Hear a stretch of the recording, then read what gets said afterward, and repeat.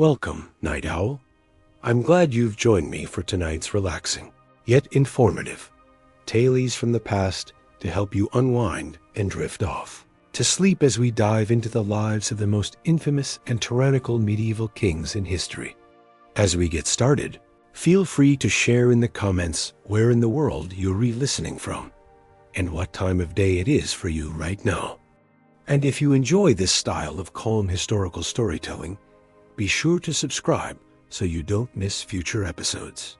Tonight, we'll be exploring the lives and legacies of some of medieval history's most notorious monarchs, kings whose reigns were marred by cruelty, instability, or bizarre behavior. Through their stories, we'll delve into the complexities of power, the impact of mental illness, and the lasting impressions these rulers left on their kingdoms and the world. So get cozy, settle in, and let me take you on a journey back in time to the courts and castles of medieval Europe. Our first stop is 14th century France, where we'll meet a king whose reign began with such promise, but descended into chaos and turmoil as madness took hold of his mind. Charles VI of France was just 11 years old when he ascended to the throne in 1380. The early years of his reign were filled with hope and affection from his subjects, who dubbed him Charles the Beloved. Young and energetic, he was known for his chivalry, charm, and grand festivities. The future of France seemed bright under his rule. But on a fateful winter night in 1393, the course of Charles's life and kingship would change forever. The king and a group of nobles were gathered for a masquerade ball at the royal palace. The men, including Charles, were dressed as wild men, clad in costumes of linen soaked with resinous wax or pitch, to which flax was attached to give the appearance of savages. As the dancing began, disaster struck. In a reckless moment, the king's brother, Louis, Duke of Orleans, brought a torch too close to the dancers. The highly flammable costumes instantly ignited, engulfing the men in flames. Chaos and screams filled the hall. The Duchess of Berry hurled her robe over the king, saving his life. But 4 of the noblemen were badly burned and died in agony days later. Charles escaped physical injury, but the Bal des Ardents, or the Ball of the Burning Men, as it came to be known, left deep psychological scars. In the months that followed, the king began to show signs of mental distress and instability. It was whispered that he had gone mad from the shock. His behavior grew increasingly erratic and disturbing. At times, he would rush wildly through the corridors of the palace, howling like a wolf and insisting he was made of glass and might shatter at any moment. He would often forget his name and title, not recognizing his wife or children. Once, he became so convinced he was St. George that he had the royal arms changed accordingly. For months on end, he refused to bathe, change his clothes, cut his hair, or nails. Courtiers described, with pity and revulsion, how he would go about in tattered, vermin-infested robes, his hair matted and filthy. In his lucid moments, Charles was gentle and melancholy, deeply distressed by his own condition. But these periods of clarity grew rarer as his illness progressed.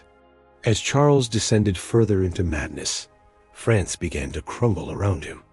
Seeing the king incapacitated, rival factions seized the opportunity to advance their own agendas, maneuvering to control the crown.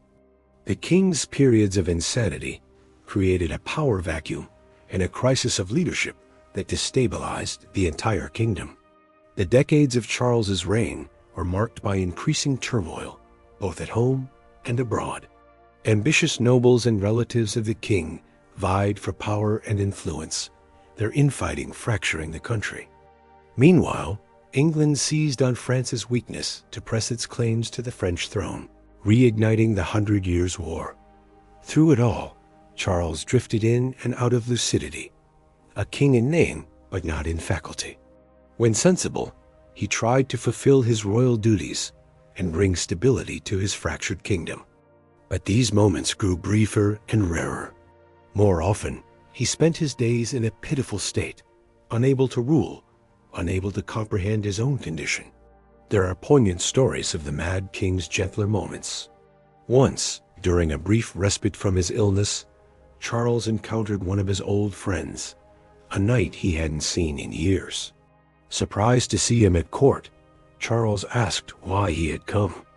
With tears in his eyes, the old knight replied, "To see you, my king, for it has been long since I last did."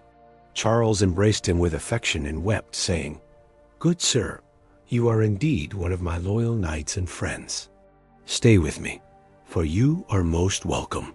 For just a moment, the king had surfaced from the depths of his madness, lucid and touched by this display of love and loyalty. But such moments were fleeting. As the years went on, Charles grew more withdrawn and isolated, lost in the labyrinth of his own failing mind. By the end of his life, he was a shell of the vibrant young man who had once been the promising hope of France. When he finally succumbed to a bout of dysentery in 1422, his son, Charles VII, had already begun to rule in his stead. The reign of Charles VI, begun with such hope and promise, ended in sorrow and disarray. The king, whom the people had once loved so ardently, spent his final years a broken man, sometimes pitiful, sometimes terrifying in the grip of his delusions. His sad fate demonstrates how much the fortunes of a nation could turn on the stability of a ruler's mind in an age where kings wielded absolute, but often fragile, power. From one troubled king, we now journey across the Channel to England, and another monarch whose reign was marred by mental illness. Like Charles, Henry VI was gentle, pious, and scholarly in nature. But also like his French counterpart, he would find the pressures of kingship too much to bear, with devastating consequences for his realm. Henry's reign was troubled from the start, for he inherited the throne as an infant, just 9 months old, far too young to rule in his own right. Regents ruled in his name, while rival factions plotted to control the child king, hoping to dominate the kingdom through him. The early years of Henry's reign were marked by a ferocious struggle for power between the king and his ambitious relatives and advisors. Even as a youth, Henry was more inclined towards religion and learning than the arts of war and statecraft expected of a king. Deeply devout, he took pleasure in daily attendance at Mass and devoted many hours to prayer and contemplation. He was also a keen scholar, with a love of reading and an interest in education. Henry would go on to found 2 of England's most venerable institutions of learning, Eton College and King's College, Cambridge. But while Henry's gentle nature earned him affection, it left him ill-equipped for the power struggles and political machinations that swirled around the throne. As he came of age and assumed his full royal duties, he floundered in his attempts to control the squabbling factions and bring unity to his kingdom.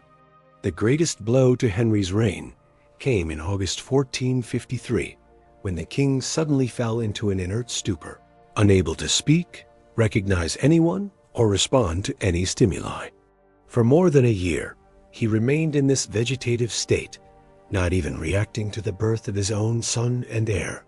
As with his grandfather, Charles VI of France, whom he resembled in both character and fate, Henry's mysterious illness thrust his kingdom into turmoil.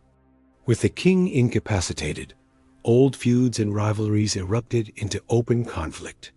The simmering resentment between the houses of Lancaster and York, 2 cadet branches of the Plantagenet royal house, now boiled over into outright war as each side sought to claim supremacy.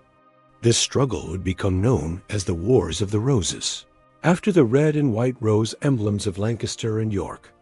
Even when Henry briefly emerged from his catatonia in late 1454, he struggled to reassert control over the chaotic political scene.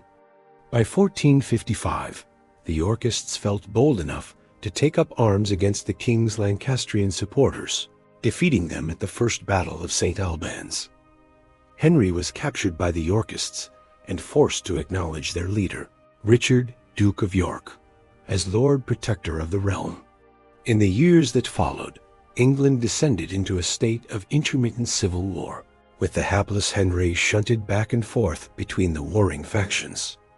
Whenever the king lapsed back into one of his periods of insensibility, fresh fighting would break out as each side tried to secure control of his person, and with it, the legitimacy of rule. During his bouts of madness, Henry's behavior was pitiful and childlike. He had to be fed, washed, and dressed like an infant. The once keen scholar now took no pleasure in his books and papers. He gave no sign of recognizing his own wife and son. To most observers, the king seemed utterly lost within himself, an empty vessel stripped of will and sense. Henry briefly regained his throne with Lancastrian support in 1470, but by this point, he was a king in name only, a feeble puppet controlled by his ambitious queen, Margaret of Anjou, and the ruthless Earl of Warwick. Less than a year later, the Yorkists struck back, capturing Henry and forcing him to abdicate in favor of the Yorkist King Edward IV.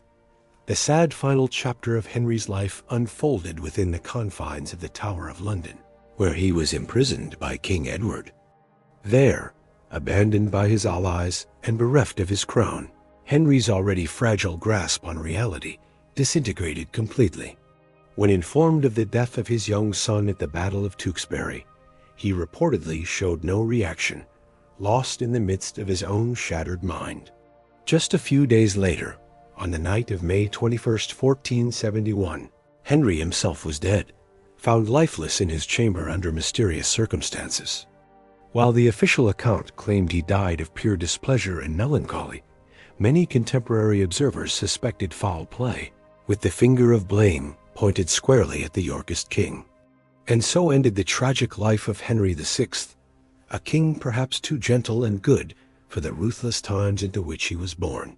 His decades of misrule, punctuated by devastating bouts of mental illness, fractured the royal dynasty and plunged England into one of its darkest chapters. Like Charles the Mad across the Channel, Henry's sad fate demonstrates the immense impact that a monarch's mental state could have on the fortunes of an entire nation. From England, we now travel north to Scandinavia to meet another 16th century ruler whose promising reign was derailed by paranoia and madness. Eric XIV of Sweden had all the makings of a strong monarch. He was well educated, cultured, and charismatic. But like Charles and Henry before him, he would succumb to mental illness with disastrous consequences for his kingdom. Eric ascended to the Swedish throne in 1560 after the death of his formidable father, Gustav I. He inherited a strong centralized state and initially proved himself a capable ruler.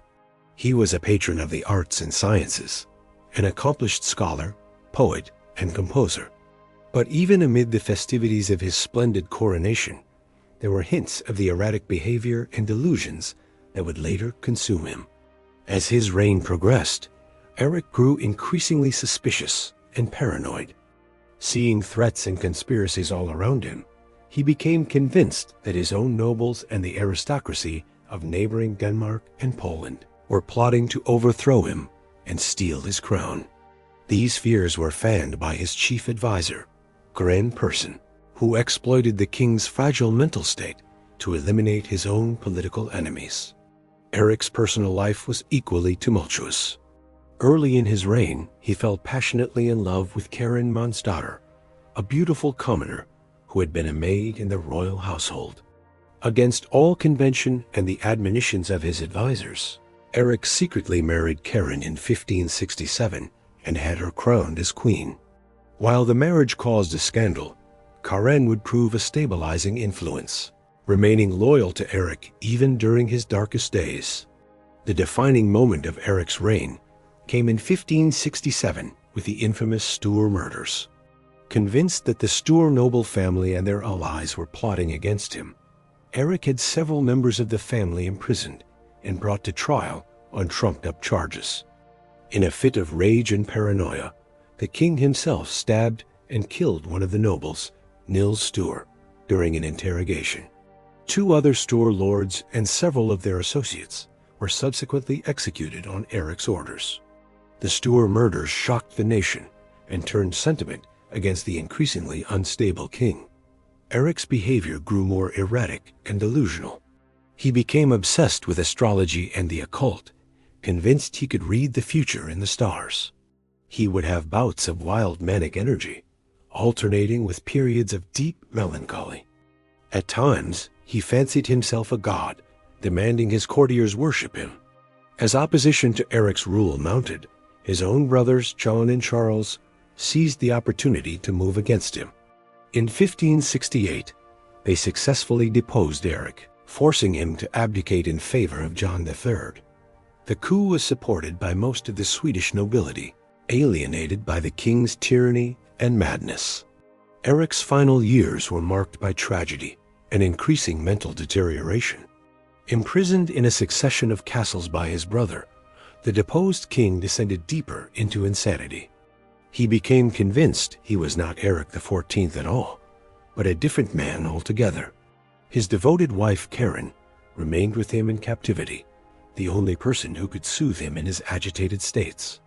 In 1577, after almost a decade in confinement, the 43-year-old Eric died, likely poisoned on the orders of his brother. Yet, for all his cruelty, Vlad was also a shrewd and capable ruler. He was a skilled warrior who won several key victories against the Ottomans, and he worked to strengthen Wallach's defenses and centralize his own power. In a region beset by foreign invaders and internal strife, Vlad managed to keep Wallachia independent and secure, albeit at a terrible cost. Vlad's bloody reign finally came to an end in 1476, when he was killed in battle against the Ottomans. His head, so the story goes, was cut off and sent to Constantinople as a trophy. But even in death, Vlad's dark legend only grew. In the centuries that followed, he would become a figure of folklore and fantasy, the inspiration for Bram Stoker's Dracula and countless other tales of horror. As we let the grim saga of Vlad the Impaler fade into the shadows of history, we're left to contemplate the nature of evil and the thin line between cruelty and necessity.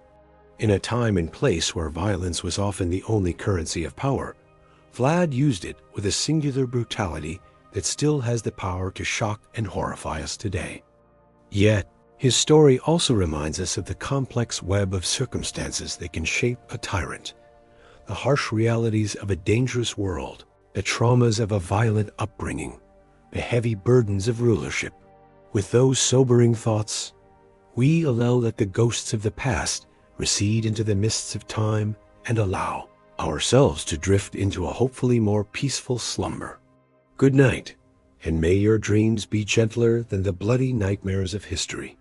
As we've seen, even the Terrible's reign was a tumultuous and tragic chapter in Russian history. His early promise as a strong reforming ruler gave way to paranoia, cruelty, and tyranny in his later years. The loss of his beloved wife, Anastasia Romanovna, seemed to unbalance Ivan, and he grew increasingly unstable and violent. The story goes that in 1565, Ivan formed the Oprichniki, his own loyal band of secret police, dressed in black and riding black horses. They carried out Ivan's will, terrorizing boyars and peasants alike, confiscating land and wealth for the Tsar. Towns that displeased Ivan, like Novgorod, were sacked mercilessly, the inhabitants tortured and killed in brutal purges. Most tragically of all, in 1581, Ivan's violent temper turned on his own family. The Tsar attacked his pregnant daughter-in-law, causing her to miscarry. When his son and heir, Ivan Ivanovich, confronted him about it, Ivan struck him on the head with his scepter in a fit of rage. The blow proved fatal. The young Tsarevich died a few days later, leaving Ivan shattered with remorse. The Tsar's physical and mental health declined sharply in his later years. He grew increasingly sick, suffering from excruciating pain and uncontrollable rages. Some historians believe he may have been poisoned, perhaps by one of the many enemies he had made. Isolated and paranoid, Ivan continued to lash out, even as his body weakened. According to legend, on March 18, 1584, Ivan was sitting down to a game of chess when he suddenly fell ill. The Tsar slumped over onto the chessboard, scattering the pieces onto the floor. Despite the best efforts of his doctors, he never regained consciousness. Even the terrible Tsar of all Russia was dead at the age of 53. Even the fourth left behind a complicated legacy. He had expanded Russia's borders, strengthened the position of the Tsar, and instituted popular reforms in his early years. But his later descent into cruelty and madness cast a long shadow. The trauma of the Oprychnina and the years of terror would scar Russia for generations to come. Moving on to some other notably eccentric rulers, let's take a look at Rudolf II, Holy Roman Emperor from 1576 to 1612. Rudolf was a great patron of the arts and sciences, amassing an enormous collection of curiosities and treasures in his castle in Prague. But Rudolf was also a deeply troubled man. Intensely private and reclusive, he increasingly withdrew from the day-to-day business of ruling, preferring to spend his days among his collections. He suffered from bouts of severe depression and melancholy, and grew fixated on the occult, alchemy, and astrology. Most curiously, Rudolf became convinced that he was made of glass and could shatter at any moment. He took to wearing thick layers of padding under his clothes to protect his delicate glass body. Servants were ordered to whisper in the emperor's presence, lest their voices cause him to break. Rudolf's mental state continued to deteriorate in his later years. He flew into rages, talked to himself, and became increasingly paranoid. His behavior alienated his family and court, allowing his power to ebb away to his more able relatives. When Rudolf died in 1612, he left the empire in a state of crisis and upheaval. Across the continent, in the Byzantine Empire, another ruler was grappling with madness in the 6th century ADA. Justin II, who ruled from 565 to 578, was, by all accounts, a promising ruler at first, a skilled diplomat who secured peace with the Persians. But a few years into his reign, Justin's behavior took a bizarre turn. He began acting irrationally, not recognizing old friends, and flying into wild rages. He alternately laughed and wept uncontrollably. He even took to barking like a dog during audiences, biting his attendants as they tried to restrain him. As Justin slipped deeper into insanity, the empire fell into disarray. The government ground to a halt. The army went unpaid, and the Avars and Slavs threatened the frontiers. Eventually, Justin's wife Sophia conspired with the ailing emperor's friend, Tiberius, to push Justin aside, ruling as his regents until his death in 578. Later, in 17th century Spain, the final Habsburg ruler, Charles II, earned the unflattering moniker, the Bewitched. Born in 1661, Charles was the unfortunate product of generations of inbreeding among the Spanish Habsburgs, who sought to keep their bloodline pure. As a result, Charles suffered a litany of physical and developmental disabilities. He didn't learn to walk until he was 8 or speak fully until 10. His tongue was so large he struggled to chew and speak. He suffered digestive problems and epileptic fits. Most tellingly, his Habsburg jaw was so pronounced he couldn't fully close his mouth. Charles's disabilities left him unable to rule effectively. He was a puppet for competing court factions, manipulated by those around him. When asked who should succeed him as his health failed, he allegedly replied, "I don't know. I'm only a fool." When Charles II died childless in 1700, he was the last of the Spanish Habsburg line. The question of his succession would spark a major European conflict, the War of the Spanish Succession. His death marked the end of an era for a dynasty plagued by the ill effects of inbreeding. As we've explored these stories of mad monarchs through the ages, a few themes emerge. The immense stress and pressure of ruling, often from a young age, took a toll on the mental health of many kings. In an age before mental illness was well understood, their erratic behavior could have devastating consequences for their realms. Their stories also highlight the importance medieval rulers placed on having a competent male heir. Without a clear line of succession, instability and power struggles often followed, as we saw with Charles the Mad's France or Henry VI's England. Looking back with modern eyes, it's hard not to feel some sympathy for these tragic figures, grappling with inner demons in a very public role. While some, like Yvonne the Terrible, used their power to lash out cruelly, others, like Justin II and Charles II, come across as sad cases, powerless against their afflictions. In the end, perhaps these mad monarchs are a reminder of the very human frailties of even the most powerful rulers. For all their wealth and status, kings were not immune to the same mental and physical illnesses that could strike down any medieval man or woman. As we finish our journey through these strange chapters of medieval history, I hope these stories of mad kings and ill-fated reigns have been an intriguing peek into the complex lives of rulers past, with just enough drama to keep you from nodding off completely.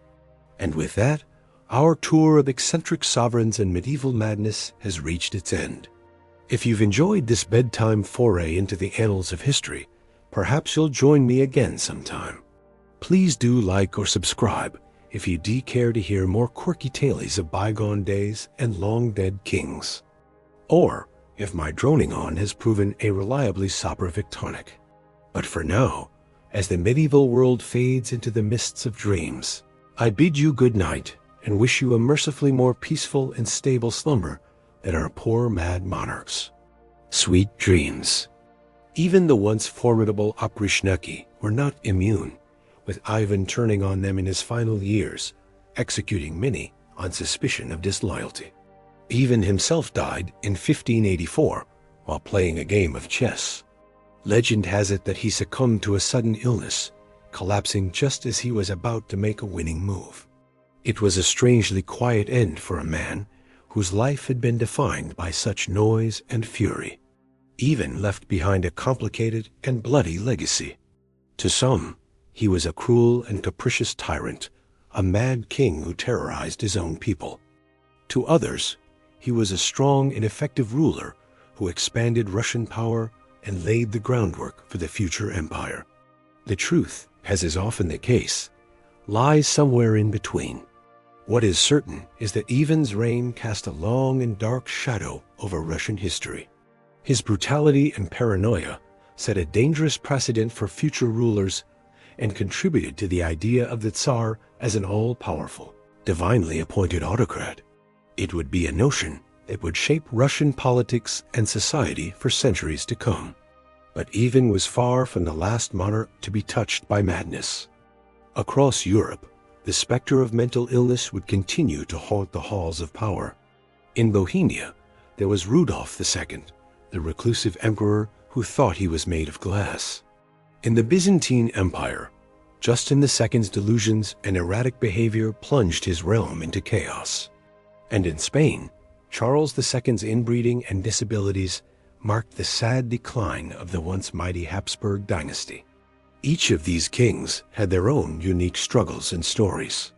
Rudolf II, for instance, was a great patron of the arts and sciences, filling his court with alchemists, astronomers, and artists. But he was also deeply paranoid, refusing to allow anyone to touch him for fear of shattering his supposed glass body. Justin II, on the other hand, was known for his wild mood swings and grandiose delusions. He once appointed his pet cat as the governor of Egypt and would often run through the palace, howling like a dog. His behavior grew so erratic that his wife had to rule in his stead. And then there was Charles II, the last of the Spanish Habsburgs. Born the product of generations of inbreeding, Charles suffered from a host of physical and mental disabilities. He could barely speak or walk and was prone to bouts of depression and fits of rage. His inability to produce an heir spelled the end of the Habsburg dynasty in Spain. These stories, while tragic, also offer us a glimpse into the very human struggles of those who wore the crown. They remind us that even the most powerful and privileged were not immune to the ravages of mental illness and the pressures of their position. In a way, these mad monarchs are a testament to the resilience of the human spirit. Despite their struggles, many of them still managed to leave their mark on history, for good or for ill. They built great palaces, patronized the arts, and changed the course of nations. Their stories, however dark, are an integral part of the tapestry of human history. As we come to the end of our journey through the lives of these troubled kings, it's worth reflecting on what their stories can teach us. Perhaps they serve as a reminder of the importance of empathy and understanding, even for those in positions of power. Perhaps they caution us about the dangers of unchecked authority and the need for limits on even the most exalted of offices. Or perhaps they simply offer us a more nuanced and human view of history, one that acknowledges the frailties and flaws of even the most towering figures. In the end, these mad kings were not just rulers, but men, with all the complexities and contradictions that entails. As we lay our heads down to rest, let us ponder these stories and the lessons they hold. Let us dream of a world where power is tempered with compassion, where even the mightiest are not beyond the reach of understanding and mercy. And so, good night, dear listener. May your dreams be filled not with the terrors of tyrants, but with the hope of a kinder, gentler world. May you rest easy, knowing that the mad kings of old are but a distant memory, and that a new day dawns, full of promise and possibility. Good night and sweet dreams. As we explored in our last segment, mental illness could have a profound impact on the reigns of medieval kings, often with tragic consequences for both the monarch and their realm. But madness was not the only trait that could make for a disastrous ruler. Cruelty, pettiness, and plain incompetence also had their place in the rogues' gallery of medieval monarchs. One king who combined several of these unfortunate qualities was John, King of England from 1199 to 1216. The youngest son of Henry II and Eleanor of Aquitaine, John was never expected to inherit the throne. But after the death of his elder brother, Richard the Lionheart, John found himself wearing the crown. And from the start, he seemed singularly unfit for the role. John had a talent for making enemies and alienating allies. He was notoriously cruel and petty, once ordering the capture of a particularly bothersome archdeacon and having him pressed to death under weights. He also had a habit of seducing, or some say assaulting, the wives and daughters of his barons, a pastime that won him few friends among the nobility. But it was John's bungling of the war with France that truly earned him infamy. Through a series of military blunders and diplomatic missteps, John managed to lose most of England's territory on the continent, including the ancestral lands of Normandy and Anjou. This was a devastating blow to the prestige and coffers of the English crown. Back home, John's heavy-handed attempts to raise funds and quash opposition only brought more turmoil. He was constantly at odds with his barons and the church. His clumsy attempts to install his own archbishop led Pope Innocent III to place England under a crushing interdict, suspending religious rights across the country. Tensions reached a breaking point in 1215 when a group of rebel barons took up arms against the king. Hopelessly outnumbered, John was forced to sign the Magna Carta, a charter of liberties that placed limits on the power of the crown. Though John almost immediately reneged on the deal, the Magna Carta would become a cornerstone of English law and a symbol of the fight against tyranny. But John's story doesn't end there. Determined to retake his lost lands in France, John launched a new campaign across the Channel. It was there, while pillaging his way through the Loire Valley, that John contracted dysentery. Evil, as one contemporary put it, would be the end of him. John died a miserable death, his body racked with fever and his bowels turning to water. It was an ignominious end for a king whose reign had brought England to the brink of ruin. John's failures as a ruler were manifold. He was cruel, reckless, and woefully inept at the art of kingship.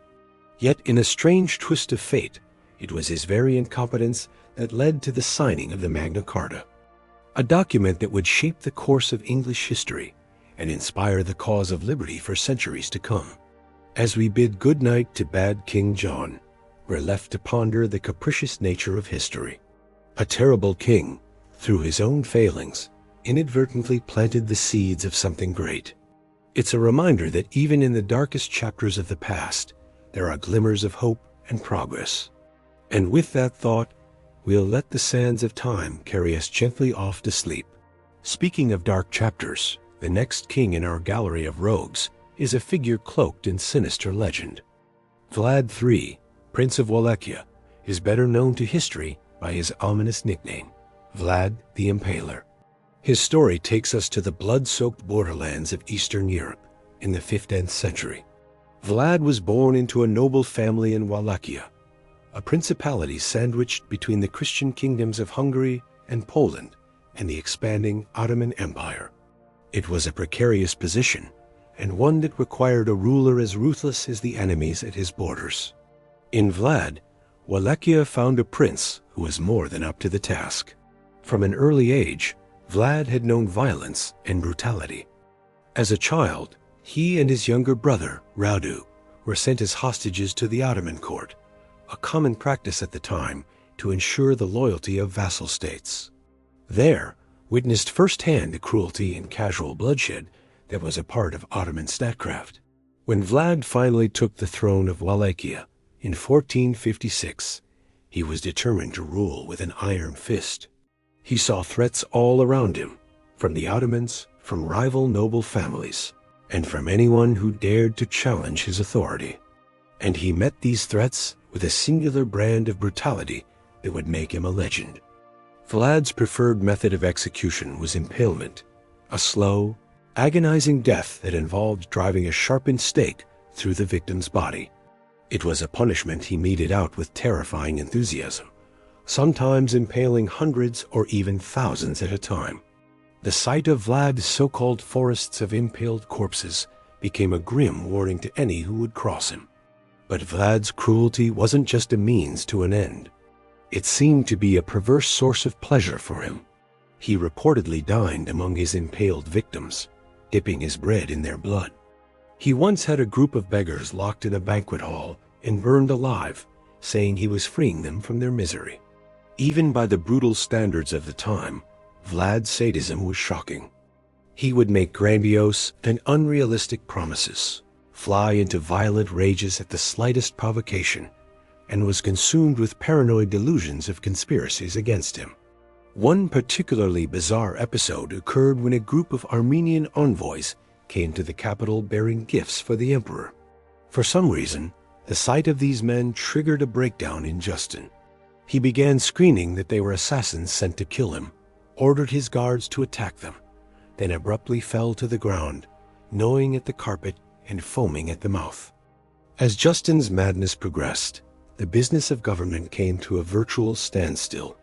He would alternately appoint and execute officials on a whim, making any coherent policy impossible. At one point, he became fixated on the idea of abdicating and handing power to a randomly chosen beggar as a holy fool. In the end, Justin was smothered to death in his bed, possibly on the orders of his own wife, Sophia, who had been serving as regent during his increasingly deranged final years. His successor was the very competent General Tiberius, the second Constantine, who managed to stabilize the situation and hold the empire together. Finally, we come to Charles II, the last Habsburg ruler of Spain. Charles had the great misfortune of being born into a royal line notorious for its inbreeding, as the Habsburgs sought to keep their holdings within the family by marrying uncles to nieces and first cousins to each other. The result was that Charles was beset by a shocking array of physical and mental disabilities. His jaw was so deformed, he could barely speak or chew his food. He was short, weak, and constantly ill with digestive problems.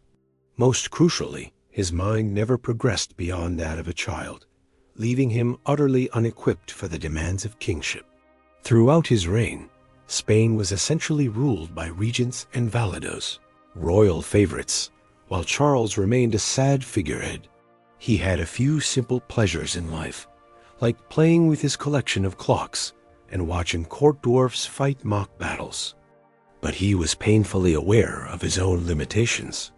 Once, when a visiting French diplomat tactlessly praised the Escorial Palace outside Madrid, Charles memorably replied, "It is not a palace that belongs to a king. It is a palace that belongs to God, and which is inhabited by a poor fool like me."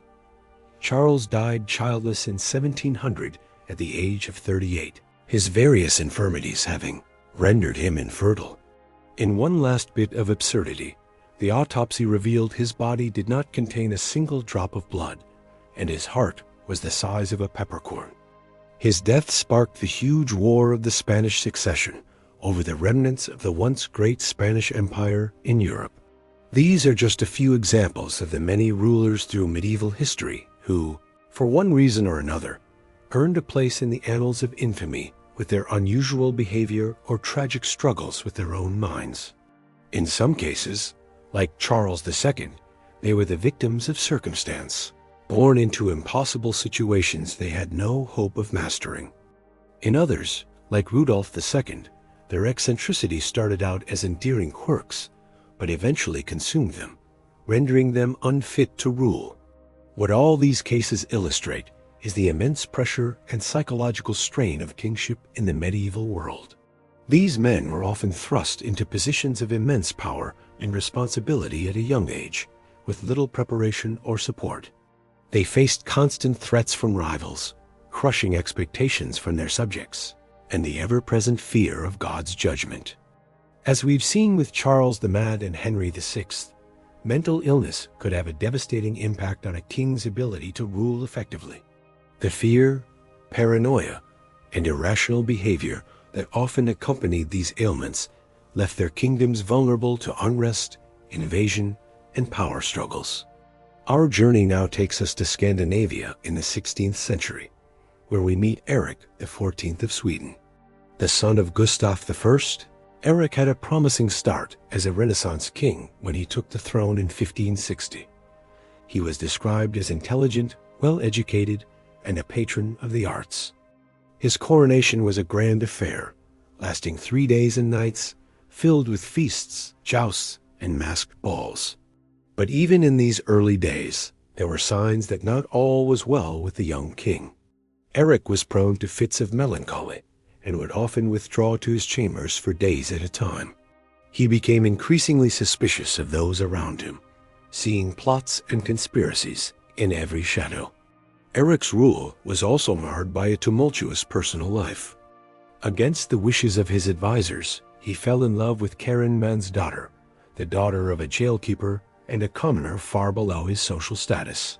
Eric secretly married Karin in 1567, much to the shock and outrage of the court.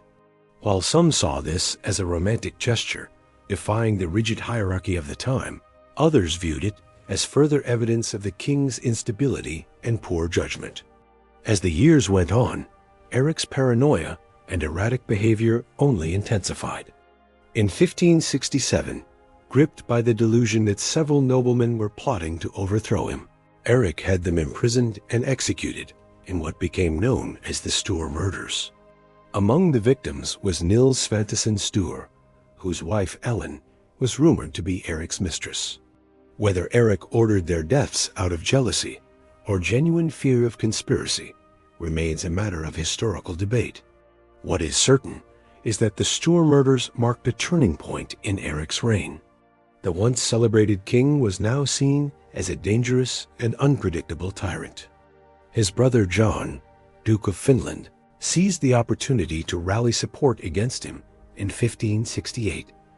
Eric was dethroned and imprisoned, with John taking the crown as John III of Sweden.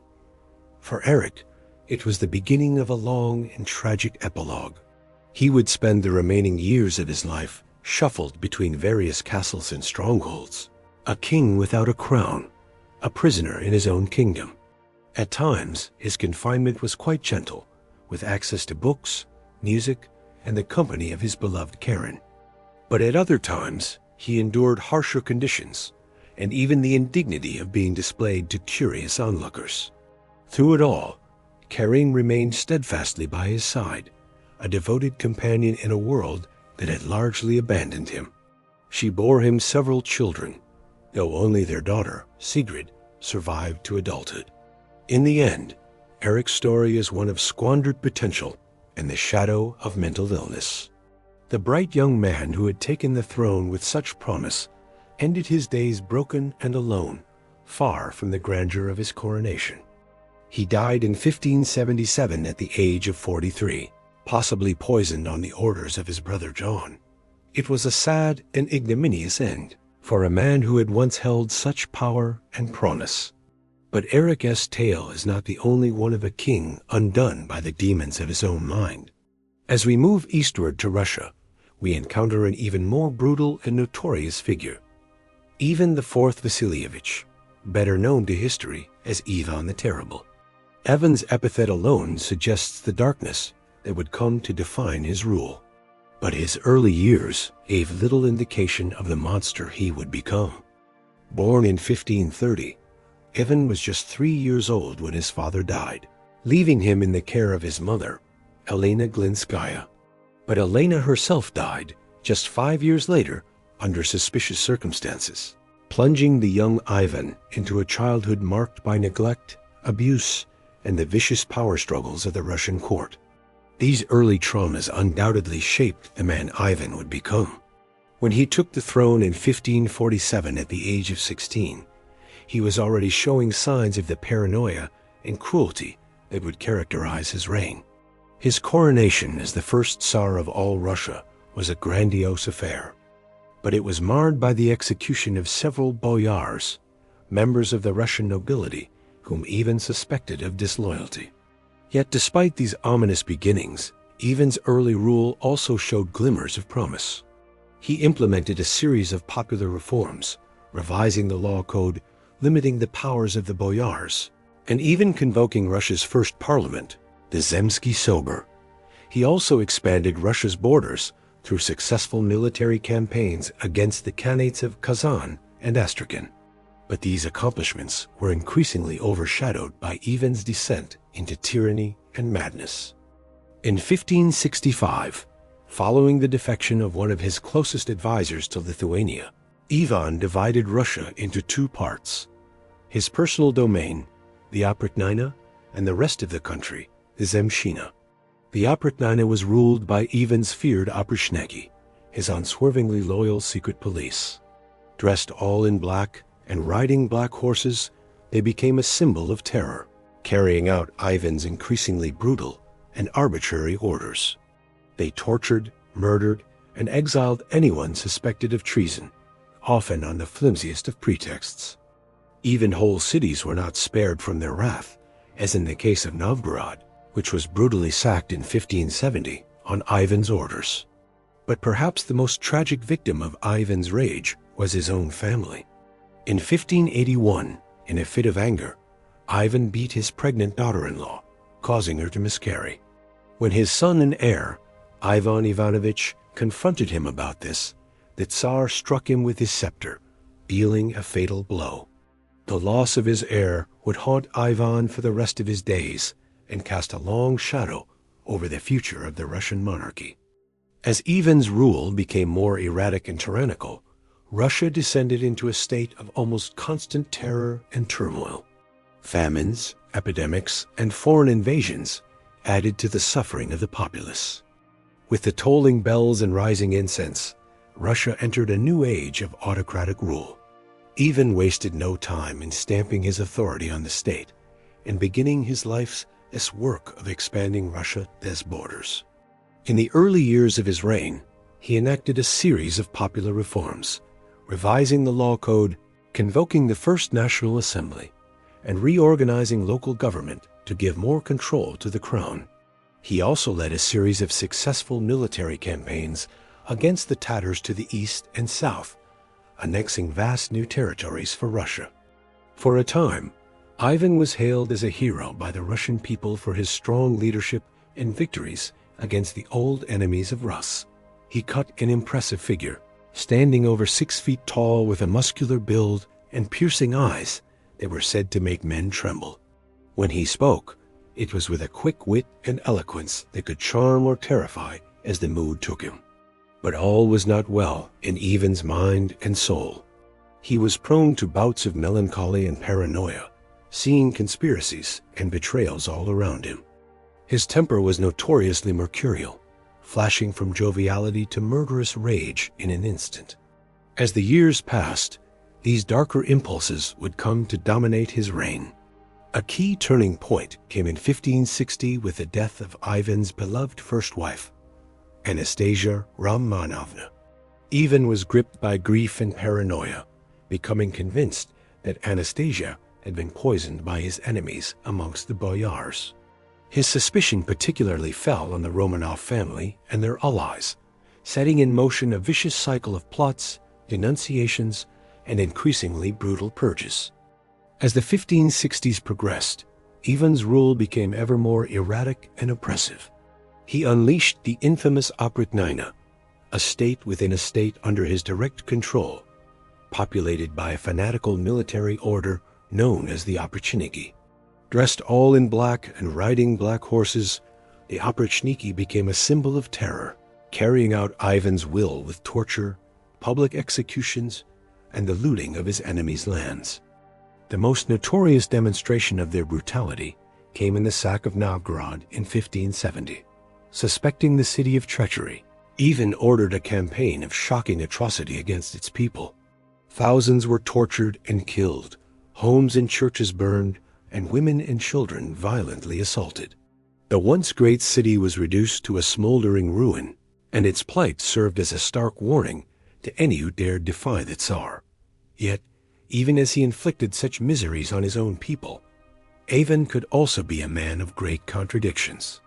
He was a prolific writer, composing religious texts, letters, and even poetry alongside his edicts of terror.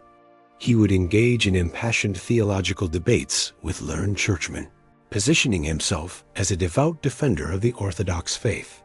Famously, he carried on a long correspondence with Queen Elizabeth I of England, in which the two bantered, argued, and even considered the possibility of marriage to cement an alliance.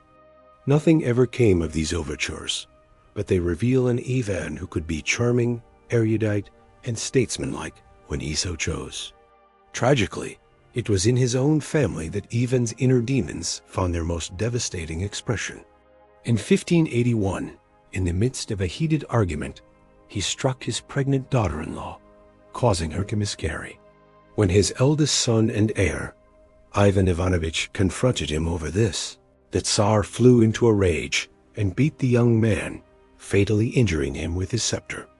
In the aftermath, Ivan was consumed by despair, weeping over his son's corpse and begging for forgiveness.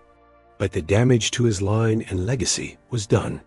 His later heirs were all sickly, and the dynasty would die out soon after Ivan, throwing Russia into the chaos of the time of troubles.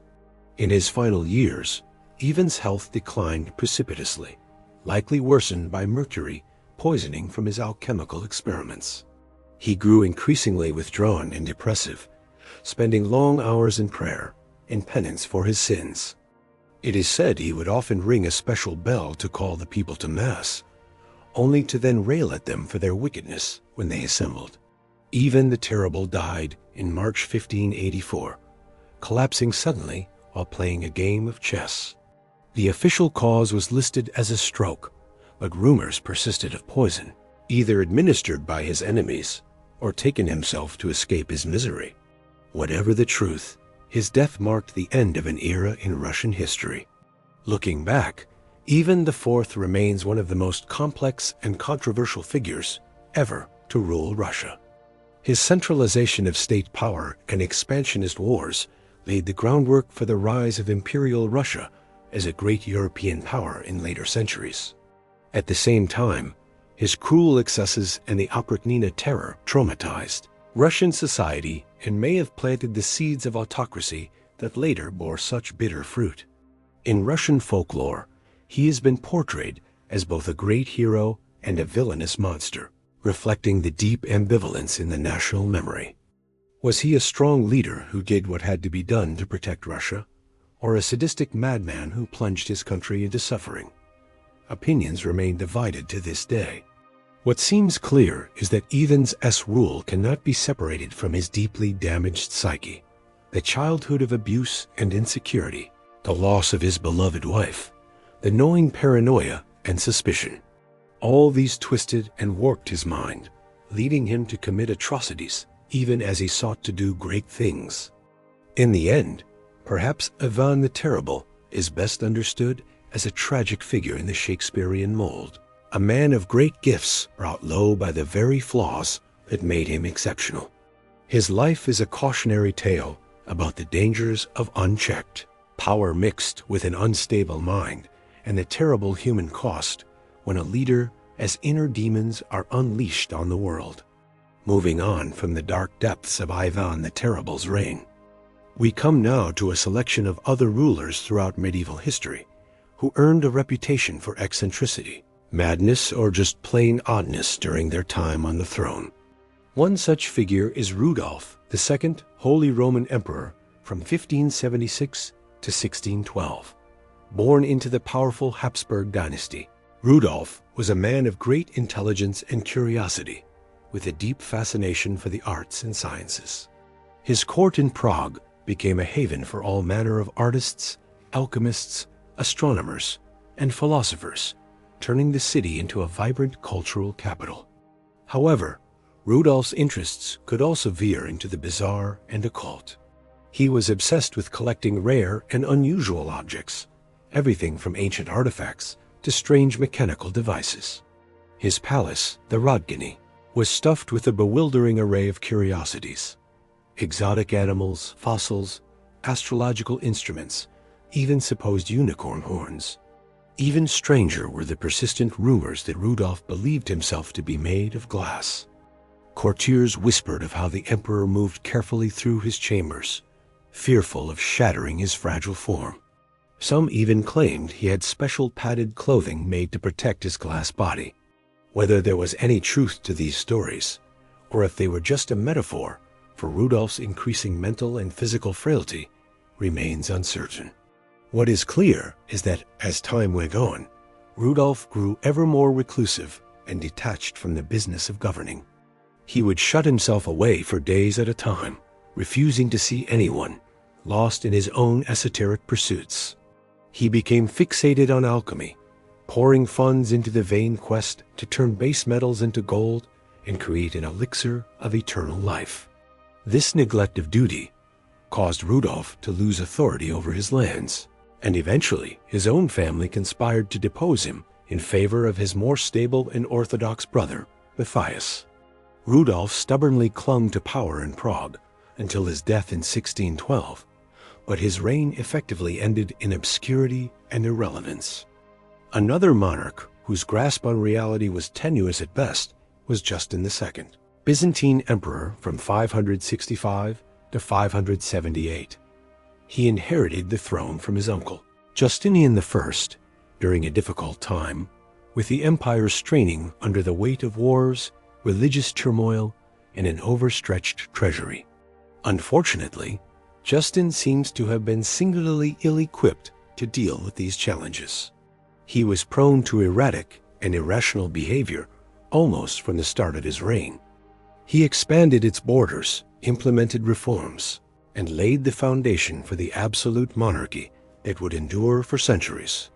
But Ivan was also responsible for a reign of terror that traumatized his people.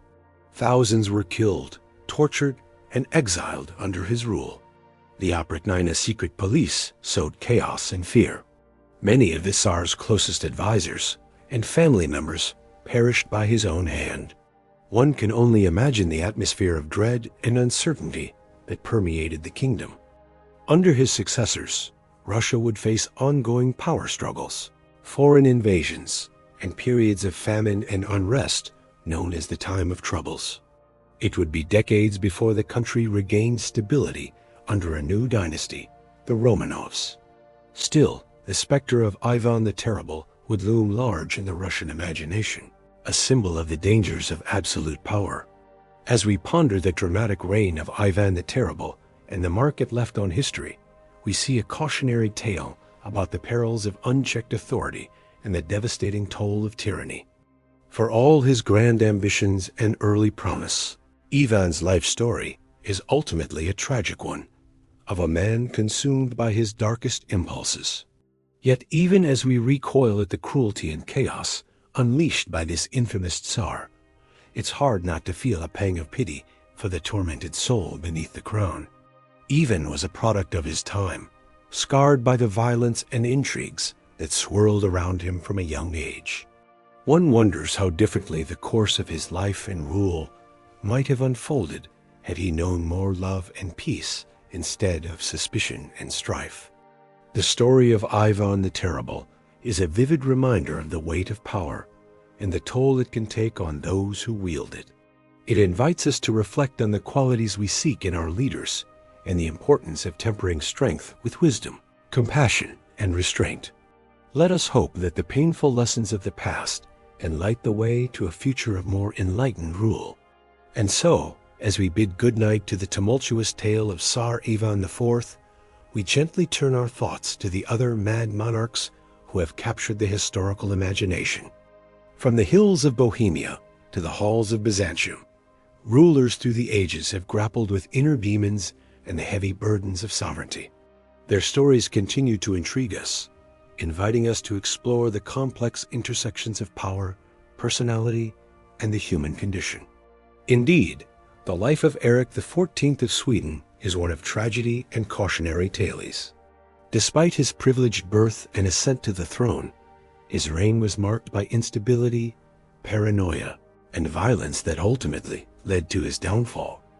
Eric was born in 1533, the eldest son of King Gustav I, who had founded the House of Vasa and broken Sweden's ties with the Catholic Church. As a young prince, Eric received an impressive education, learning several languages, theology, and military tactics. He was described as intelligent, handsome, and charismatic.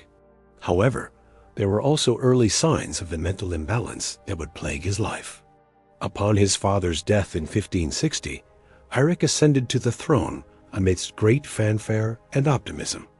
His coronation was a grand affair, lasting several days with feasts, jousts, and masquerades.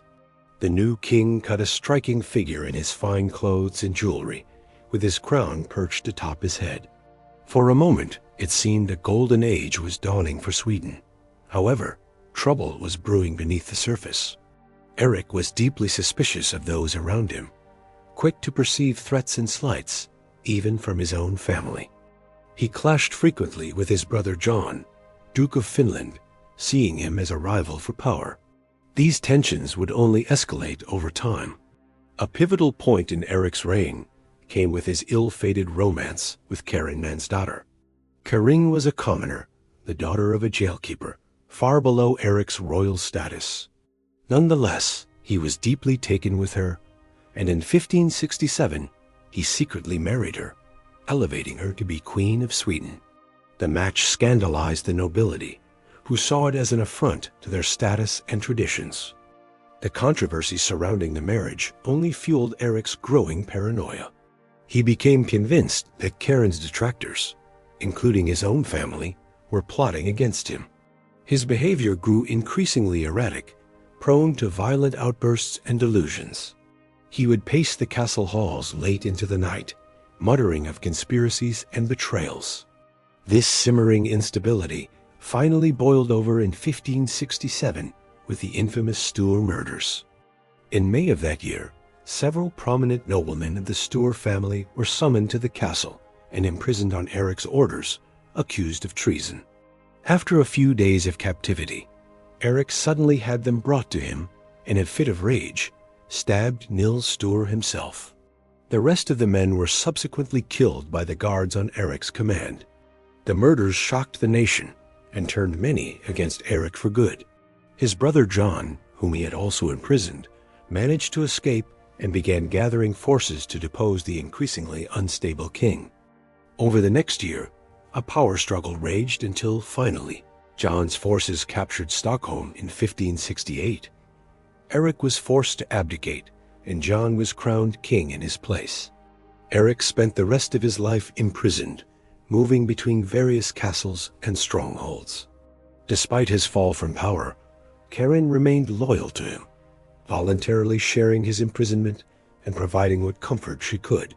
It is said Eric took some solace in music during these dark years, playing the lute and writing songs lamenting his fate. As time passed, Eric's mental state continued to deteriorate. He grew increasingly delusional, claiming at times to be a prophet or even God himself. There were periods he would refuse to eat, believing his food was poisoned. His once sharp mind slipped further and further into confusion and despair. Eric died in 1577 at the age of 43, likely from arsenic poisoning, though whether this was suicide, an accident from his experiments with alchemy, or murder on the orders of his brother John remains disputed. Looking back, it is hard not to feel some sympathy for Eric XIV.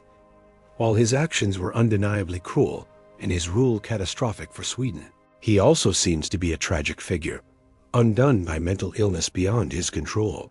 His is a story of wasted potential, of a life unraveled by madness and isolation.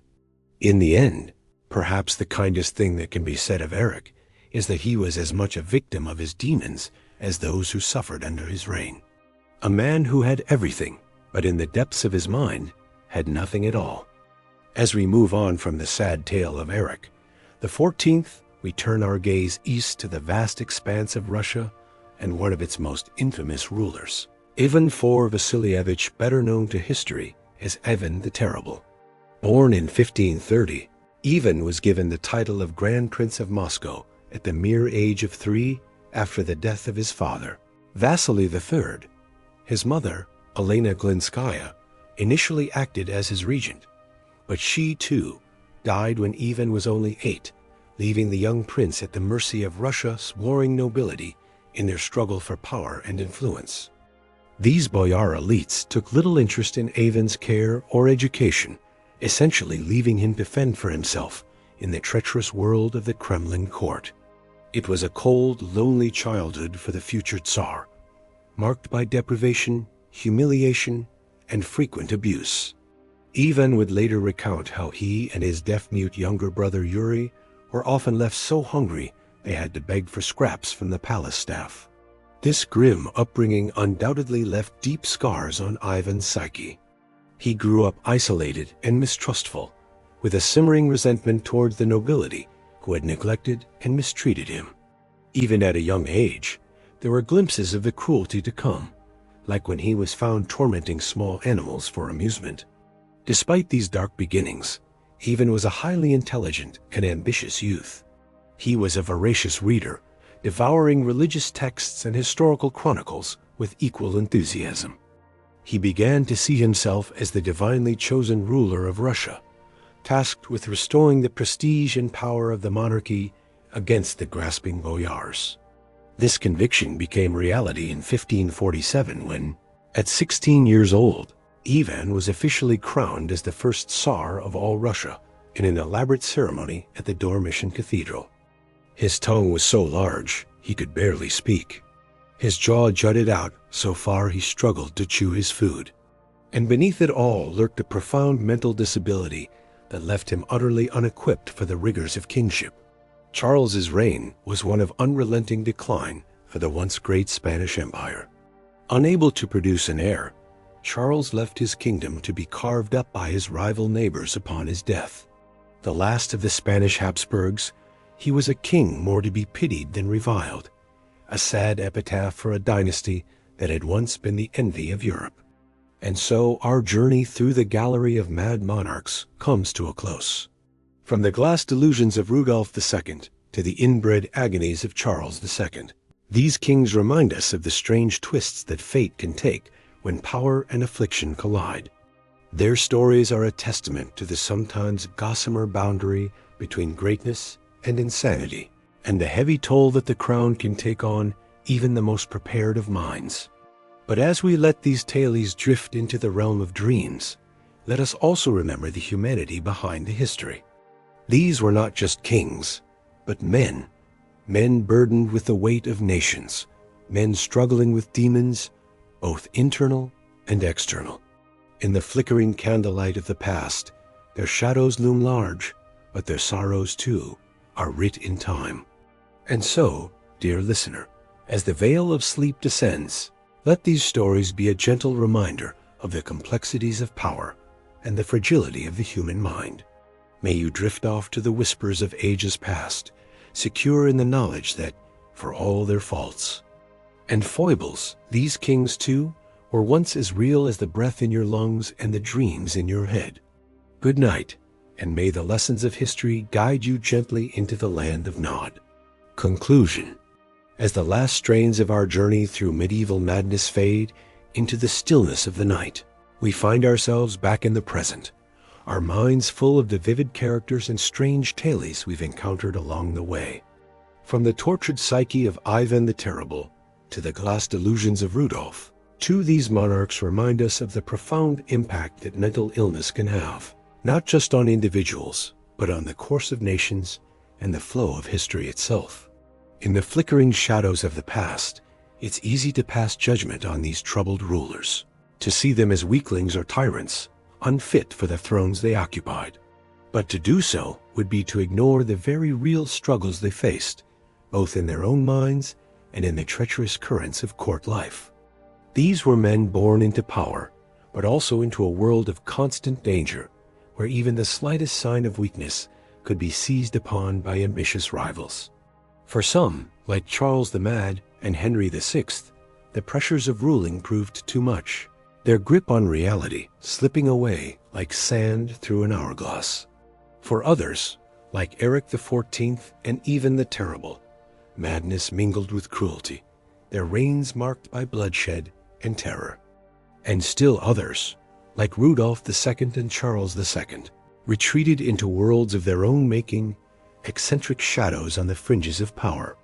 But in all their stories, there is a common thread: the immense toll that the crown can take on the minds of those who wear it.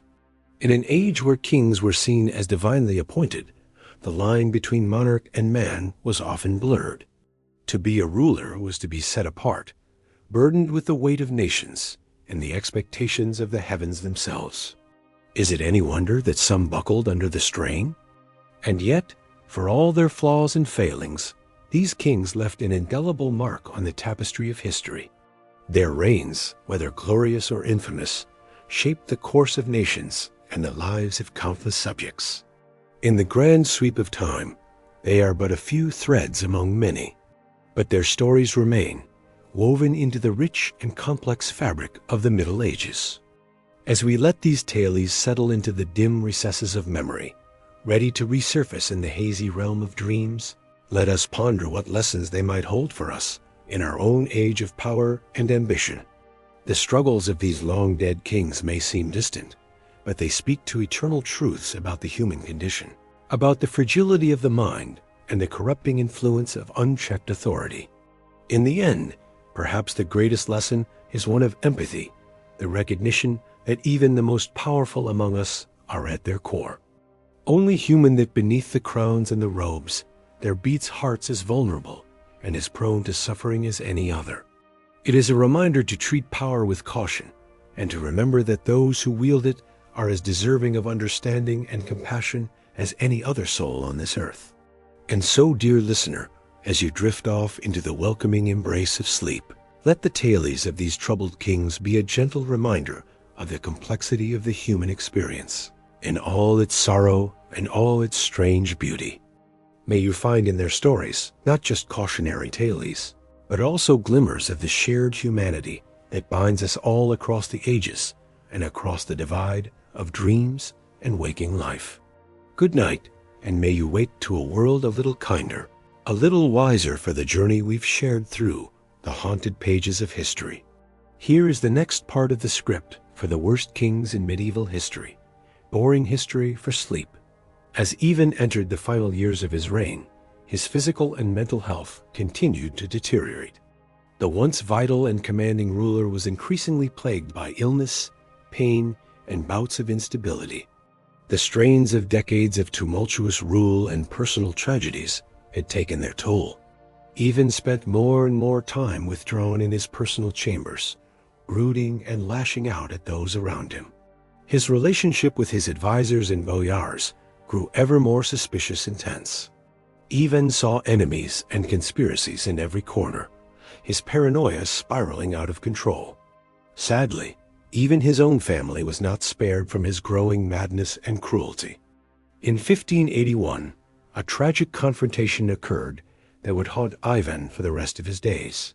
As the story goes, the Tsar entered the chambers of his pregnant daughter-in-law, Alina, to find her wearing what he considered immodest clothing. Enraged, Ivan viciously beat the young woman, causing her to miscarry the child. News of this assault reached Ivan's son and heir apparent, also named Ivan Ivanovich. Tsarevich rushed to confront his father, demanding to know how he could commit such a heinous act. A violent argument broke out between father and son, with tempers soaring and the two men exchanging heated accusations and recriminations. In a fit of uncontrollable rage, Ivan struck his son on the head with his scepter, a heavy, pointed staff. To the Tsar's horror, the blow proved fatal. Ivan Ivanovich collapsed, blood pouring from his temple, and died in his father's arms a few days later. The tragedy plunged Ivan into the depths of despair and unleashed an outpouring of grief across Russia. Consumed by guilt and regret, Ivan's health and sanity rapidly declined in the wake of this incident. He reportedly wailed and beat his head against the walls, crying out for forgiveness. The once formidable Tsar became a shadow of his former self, so broken by remorse that he was unable to govern his realm. Without his favored heir to succeed him, Ivan was forced to name his younger, developmentally disabled son, Fyodor, as the next Tsar. As Ivan lay on his deathbed a few years later, he must have reflected with sorrow on the chaos and uncertainty that would follow him. He could only hope that his surviving sons and boyars would find a way to hold the kingdom together. According to a popular legend, Ivan's end finally came while he was engaged in a game of chess with one of his advisors. In the midst of pondering his next move, the Tsar suddenly collapsed from a stroke. As those around him rushed to his aid, Ivan lapsed into a coma and died shortly thereafter. It was a shockingly mundane conclusion to the tumultuous life of one of Russia's most notorious rulers. Ivan IV Vasilievich, Ivan the Terrible, was laid to rest in the Archangel Cathedral among the tombs of his ancestors. The controversial ruler left behind a complicated legacy. He was a man capable of great cruelty and violence, but also one who sought to unify and strengthen the Russian state. They were products of their time and circumstances, shaped by the unique pressures and expectations of their roles. Their stories serve as cautionary tales about the corrupting influence of power and the fragility of the human mind, but also as reminders of the enduring fascination we have with the personalities that shape the course of history. In the grand tapestry of human experience, these mad kings are but a few vivid threads, their bright colors dimmed by time, yet still retaining a certain morbid allure. As we drift off to sleep, their stories swirl through our thoughts, tales of grandeur and squalor, of triumph and tragedy, of the heights of power and the depths of despair. They may have been the worst of kings, but in their flaws and failings, their glories and misdeeds, they were also undeniably, irrevocably human. And that, perhaps, is what makes their stories so endlessly compelling, so difficult to forget, even as we slip into dreams. Good night, dear listener, and may your own dreams be filled not with the terrors of mad kings, but with the simple joys and comforts of a peaceful life well lived.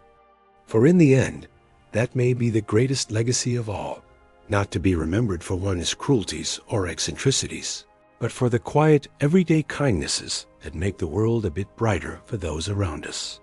So rest now and let the past fade into the shadows of history as we embrace the present and all its gentle possibilities. Part 4. Ivan the Terrible of Russia.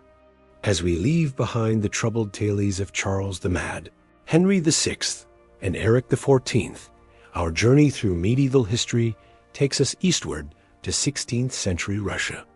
Here we find a ruler whose epithet says it all. Ivan the Terrible, the first Tsar of Russia. Ivan IV Vasilievich cast a long and brutal shadow over his kingdom. Ivan's story, like so many we've explored, has its roots in a tumultuous childhood. Born in 1530, Ivan was just 3 years old when his father died, leaving him Grand Prince of Moscow under the regency of his mother. But even this small stability was soon shattered. When Ivan was 8, his mother too passed away, likely of poisoning. The young prince was now utterly alone, surrounded by ruthless boyars, Russian nobles, all grasping for power. One can almost picture the quiet, cautious boy, eyes darting warily in the shadowy halls of the Kremlin, the whispers of conspiracies, real and imagined, swirling around him like a bitter wind. These early years forged in Ivan a deep mistrust and simmering resentment that would one day boil over into unthinkable cruelty. But Ivan's early reign gave little sign of the terror to come. Crowned Tsar at the tender age of 16, the young ruler threw himself into the task of governing. With the counsel of his beloved wife, Anastasia Romanovna, and his trusted advisor, Alexei Adashev, he implemented a series of reforms. He revised the law code, convened the first Russian parliament, and granted the gentry more rights. On the battlefield, too, Ivan triumphed, conquering the Khanate of Kazan and expanding Russia's borders. For a moment, it seemed Russia had found a true Renaissance man in its Tsar. A patron of the arts and architecture, Ivan commissioned the iconic St. Basil's Cathedral, with its swirling colors and onion domes. An author and composer himself, he filled his court with music and literature. But beneath this glittering surface, a darkness was taking root. The death of his beloved Anastasia in 1560 seemed to snap something in Ivan. Convinced she had been poisoned by his enemies, his simmering paranoia boiled over into full-blown madness. He lashed out at those around him, banishing Adashev and turning on the boyars he had long resented. In a chilling prelude of the horror to come, Ivan had one of his most vocal critics, Prince Andrei Kurbsky, tortured and beheaded in the Red Square. It was the beginning of a reign of terror that would earn Ivan his dark moniker. In 1565, Ivan formed the Oprichnina, a state within a state to be his personal domain. At its head were the Oprichniki, Ivan's fanatically loyal and utterly ruthless secret police. Dressed all in black and riding black horses, they cut a terrifying figure as they roamed the land, descending on towns like a murder of crows. No one was safe from their wrath. Boyars, clergy, even entire cities fell victim to the Oprichniki's merciless purges.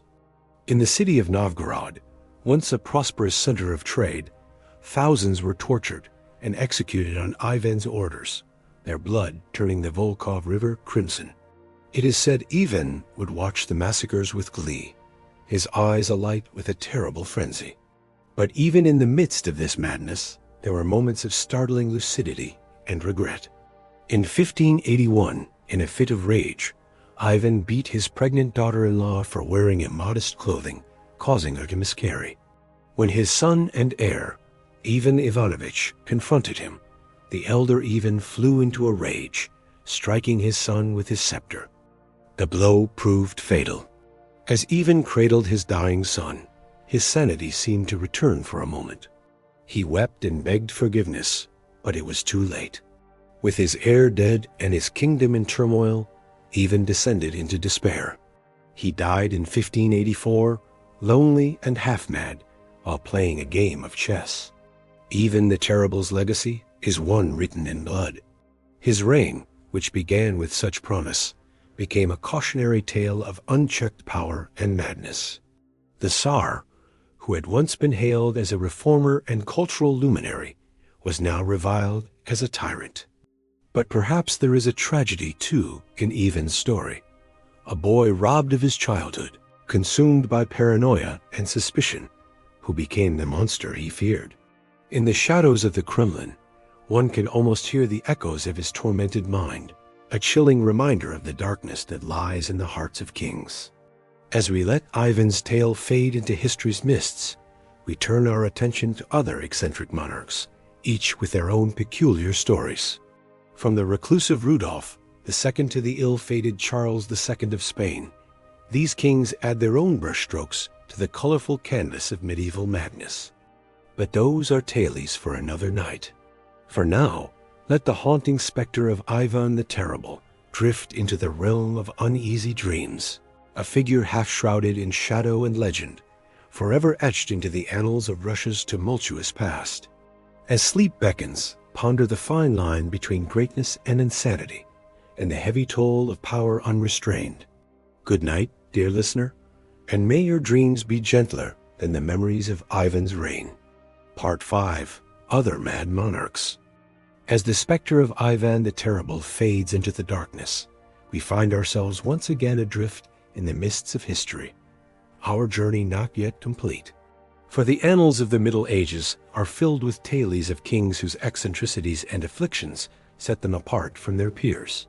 Some ruled from the shadows, their quirks talked about only in whispers. Others wore their peculiarities openly, leaving a mark as indelible as it was bizarre. Let us first turn our gaze to the court of Rudolf II, Holy Roman Emperor and King of Bohemia, Hungary, and Croatia. Born in 1552, Rudolf was a man of esoteric tastes, more at home among the beakers and tomes of his alchemical laboratories than in the halls of power. He was a great patron of the arts and sciences, filling his court with a menagerie of scholars, artists and astronomers, including the great Danish astronomer Tycho Brahe. But even as Rudolf cultivated an air of Renaissance enlightenment, a strange malady took root in his mind. The king became convinced that he was made of glass, fragile and brittle. He refused to allow people to touch him, and even took to wearing thick padded clothing to protect his delicate form.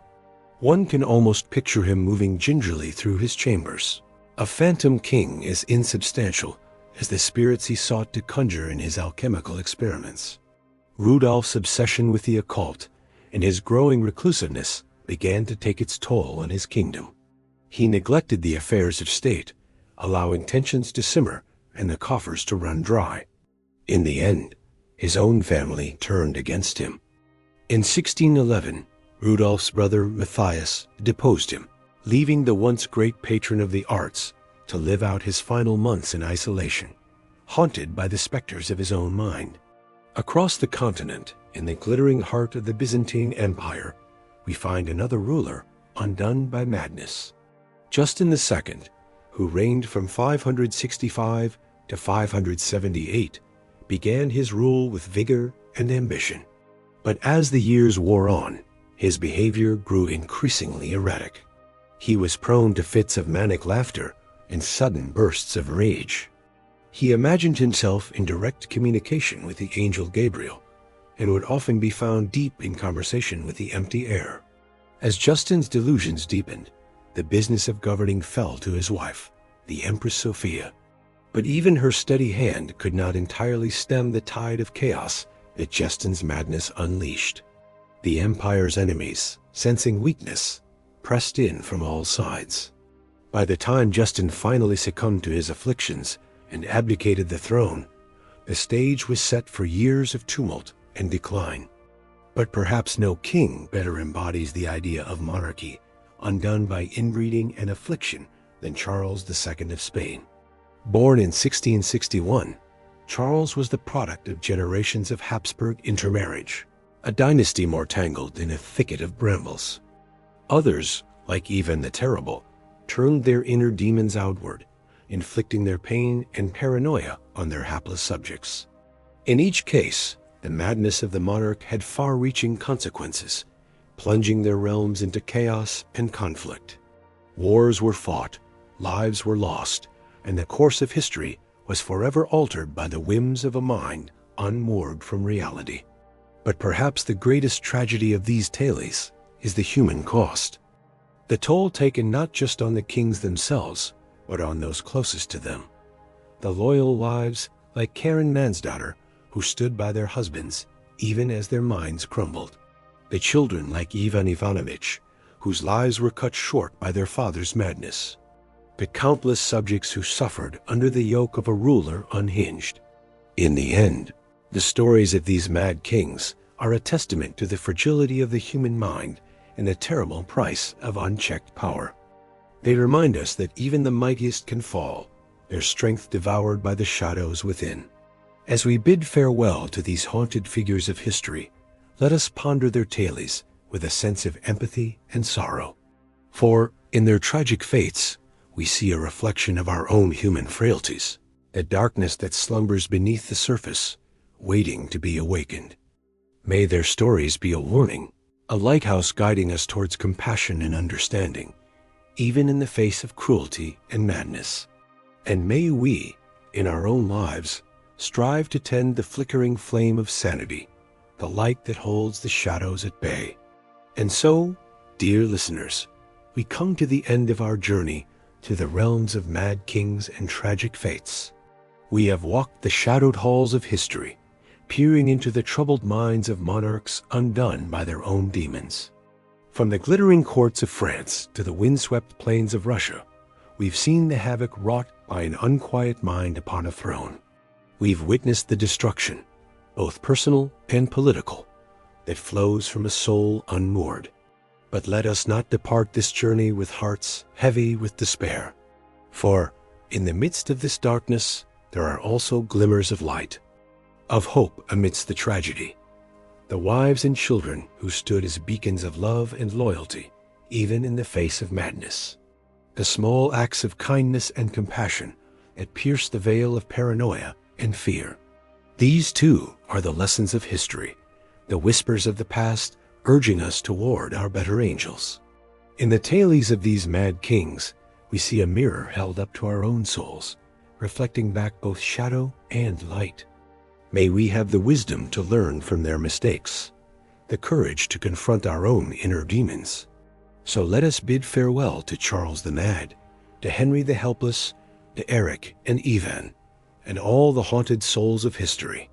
Let us tuck their stories into our hearts like faded photographs, reminders of the perils and the promise of the human experience. And as we drift off into the welcoming embrace of sleep, let us carry with us the knowledge that even in the darkest of times, there is always the chance for redemption, for grace, for the triumph of our shared humanity over the specters of our worst selves. Good night, dear listeners, and sweet dreams. May your slumbers be filled with gentle scenes of kinder times and gentler kings. And may you wake in a world where the darkness of history is nothing but a fading memory, a shadow cleansed by the dawn of a new day. As we've seen, the reigns of medieval kings were often defined by their personalities and personal struggles as much as by their political actions. The immense pressure and responsibility of ruling, coupled with the constant intrigues and power plays of court life, could take a heavy toll on even the most stable of minds. For those already prone to mental illness or instability, the strain could be too much to bear, leading to erratic, destructive, and sometimes tyrannical behavior. Even the terriblest story is a prime example of how a king's inner demons could have far-reaching consequences for his realm. Born into a time of upheaval and violence, Ivan's early experiences shaped him into a ruler both feared and revered. As a young man, he was known for his intelligence, curiosity, and military prowess, expanding Russia's territories and implementing popular reforms. But as time went on, his paranoia and cruelty grew, fueled by his obsession with power and his fear of betrayal. The formation of the Oprichniki, Ivan's notorious secret police, marked a dark turning point in his reign. These black-clad agents were given free rein to terrorize the populace, confiscating property, torturing, and executing those suspected of disloyalty. They became a symbol of Ivan's increasingly erratic and brutal rule, sowing chaos and fear throughout the land. Perhaps the most tragic episode in Ivan's life was the death of his son and heir, Ivan Ivanovich. In a fit of rage during an argument, Ivan struck his pregnant daughter-in-law, causing her to miscarry. When his son confronted him about this, Ivan lashed out again, dealing a fatal blow to the young man's head with his scepter. This horrific act left Ivan reeling with guilt and grief and cast a dark shadow over his final years. As Ivan's health declined and his madness increased, Russia descended into a state of turmoil and unrest. Attacks from outside powers intensified as the country's defenses weakened, while internal strife and dissent reached a fever pitch. In his paranoia, Ivan suspected everyone of plotting against him, lashing out with increasing brutality and repression. In the end, Ivan died as he had lived, surrounded by chaos and conflict. According to legend, he was in the midst of a chess game when he fell ill, collapsing on the floor in agony. Some say it was poison that finally did him in, slipped into his drink by one of his many enemies. Others believe it was simply the toll of his tumultuous life catching up with him at last. Ivan's legacy is a complicated one, stained with blood and terror, yet also marked by moments of greatness and progress. He remains a towering figure in Russian history, his name invoking both awe and revulsion. For all his cruelty and madness, there is a tragic element to his story as well, a sense of squandered potential and the high cost of unchecked power. As we reflect on the lives of these troubled kings, it's hard not to feel a sense of pity mixed with horror at their deeds.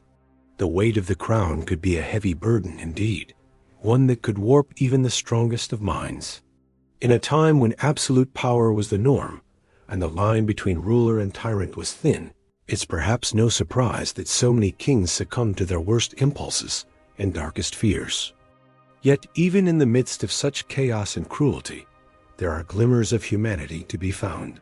The loyal Karen Mansdaughter, staying by her husband Eric XIV's side, even as his sanity crumbled. Ivan the Terrible, weeping over his son's lifeless body. The brief moments of clarity and kindness that could surface amidst the madness. These remind us that even the most notorious figures of history were, at their core, only human. As we come to the end of our journey through the lives of some of medieval history's most infamous kings, we are left with a sense of the complexity and contradictions of their legacies. May the lessons of the past guide us towards a wiser, kinder future. For in the end, the human experiences that unite us are far greater than the crowns and kingdoms that divide us. Sadly, Eric's triumph was short-lived. His mental state continued to deteriorate, fueled by paranoia and delusions. He became convinced that his own nobility were plotting against him, determined to steal his crown. In a fit of madness in 1567, he ordered the infamous Stour murders, where several prominent noblemen were imprisoned, tortured, and brutally killed at his command, including the father of his first wife. This shocking act of violence appalled the court and eroded Eric's support among Sweden's elite. They saw their king as a dangerous liability, his unhinged mind capable of striking out against friend and foe alike. Whispers of usurpation began to echo through the halls of power. Eric, gripped by fear and suspicion, lashed out with increasing cruelty, alienating even his closest allies. As Eric's reign spiraled further into chaos, his enemies seized their chance. In 1568, his brother John, Duke of Finland, raised an army against him. Abandoned by his court and unable to rally support, Eric was forced to abdicate the throne.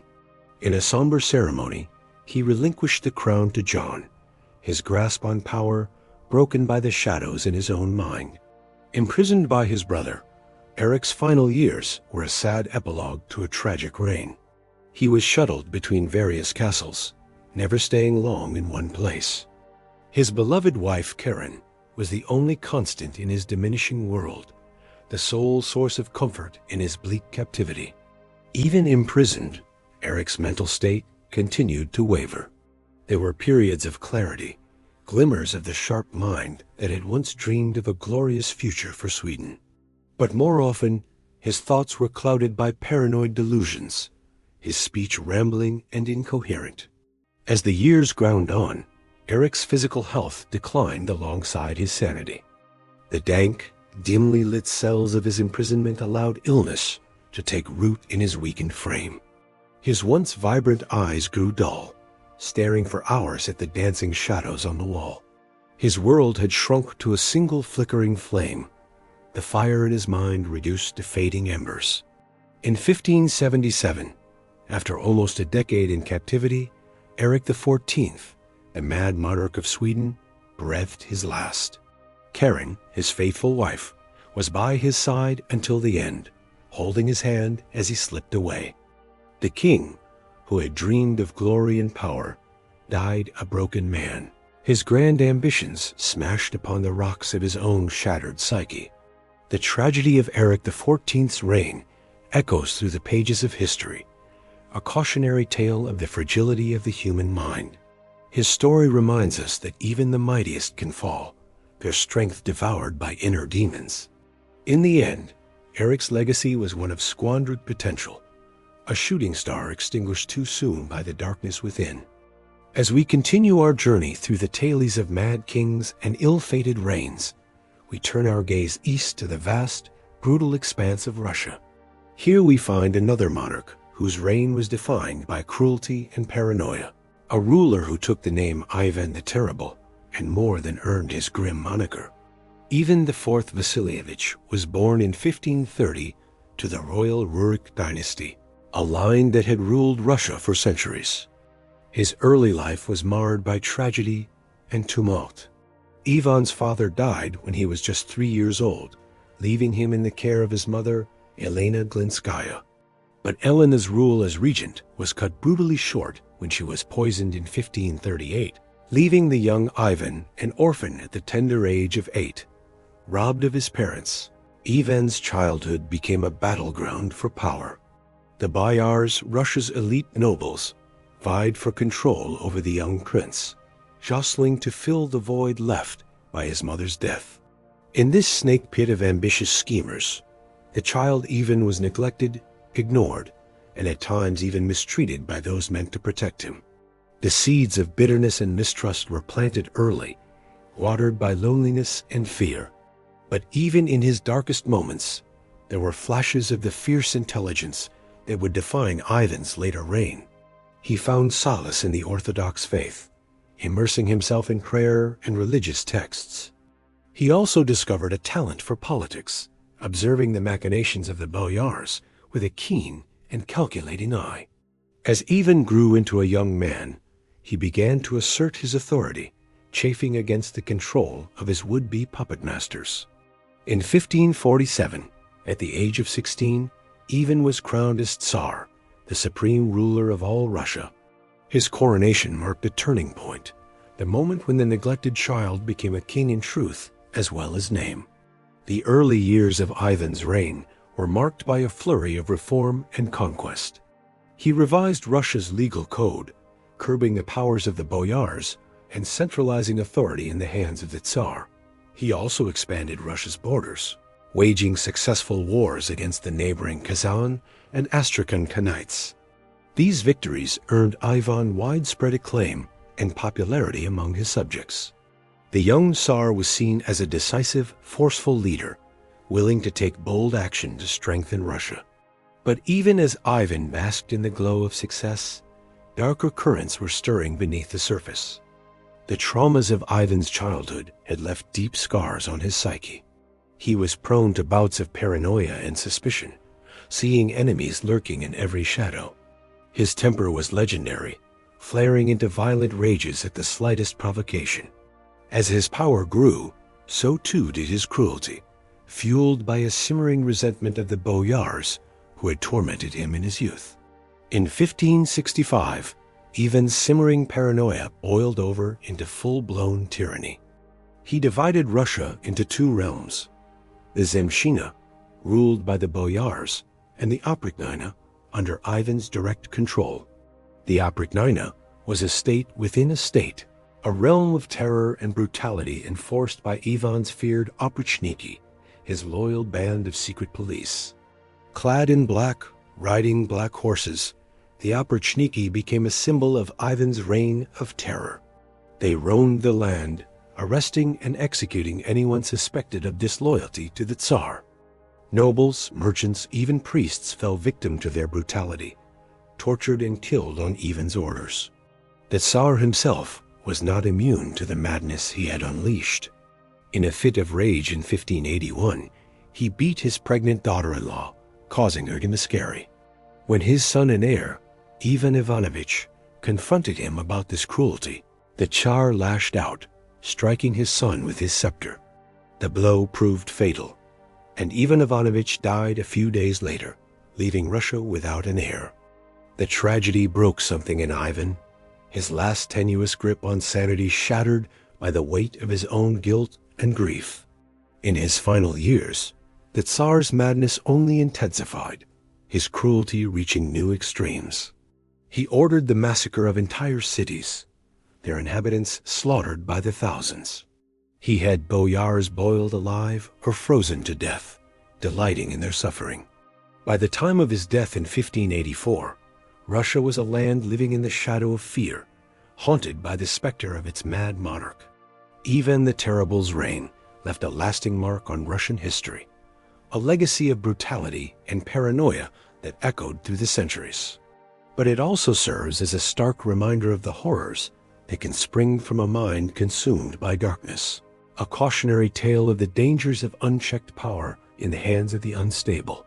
As we near the end of our journey through the annals of mad kings and ill-starred reigns, it's worth pausing to consider the threads that bind these stories together. From England to Sweden to Russia, across centuries and cultures, we see the same pattern play out again and again: the corrosive effects of power on the human psyche.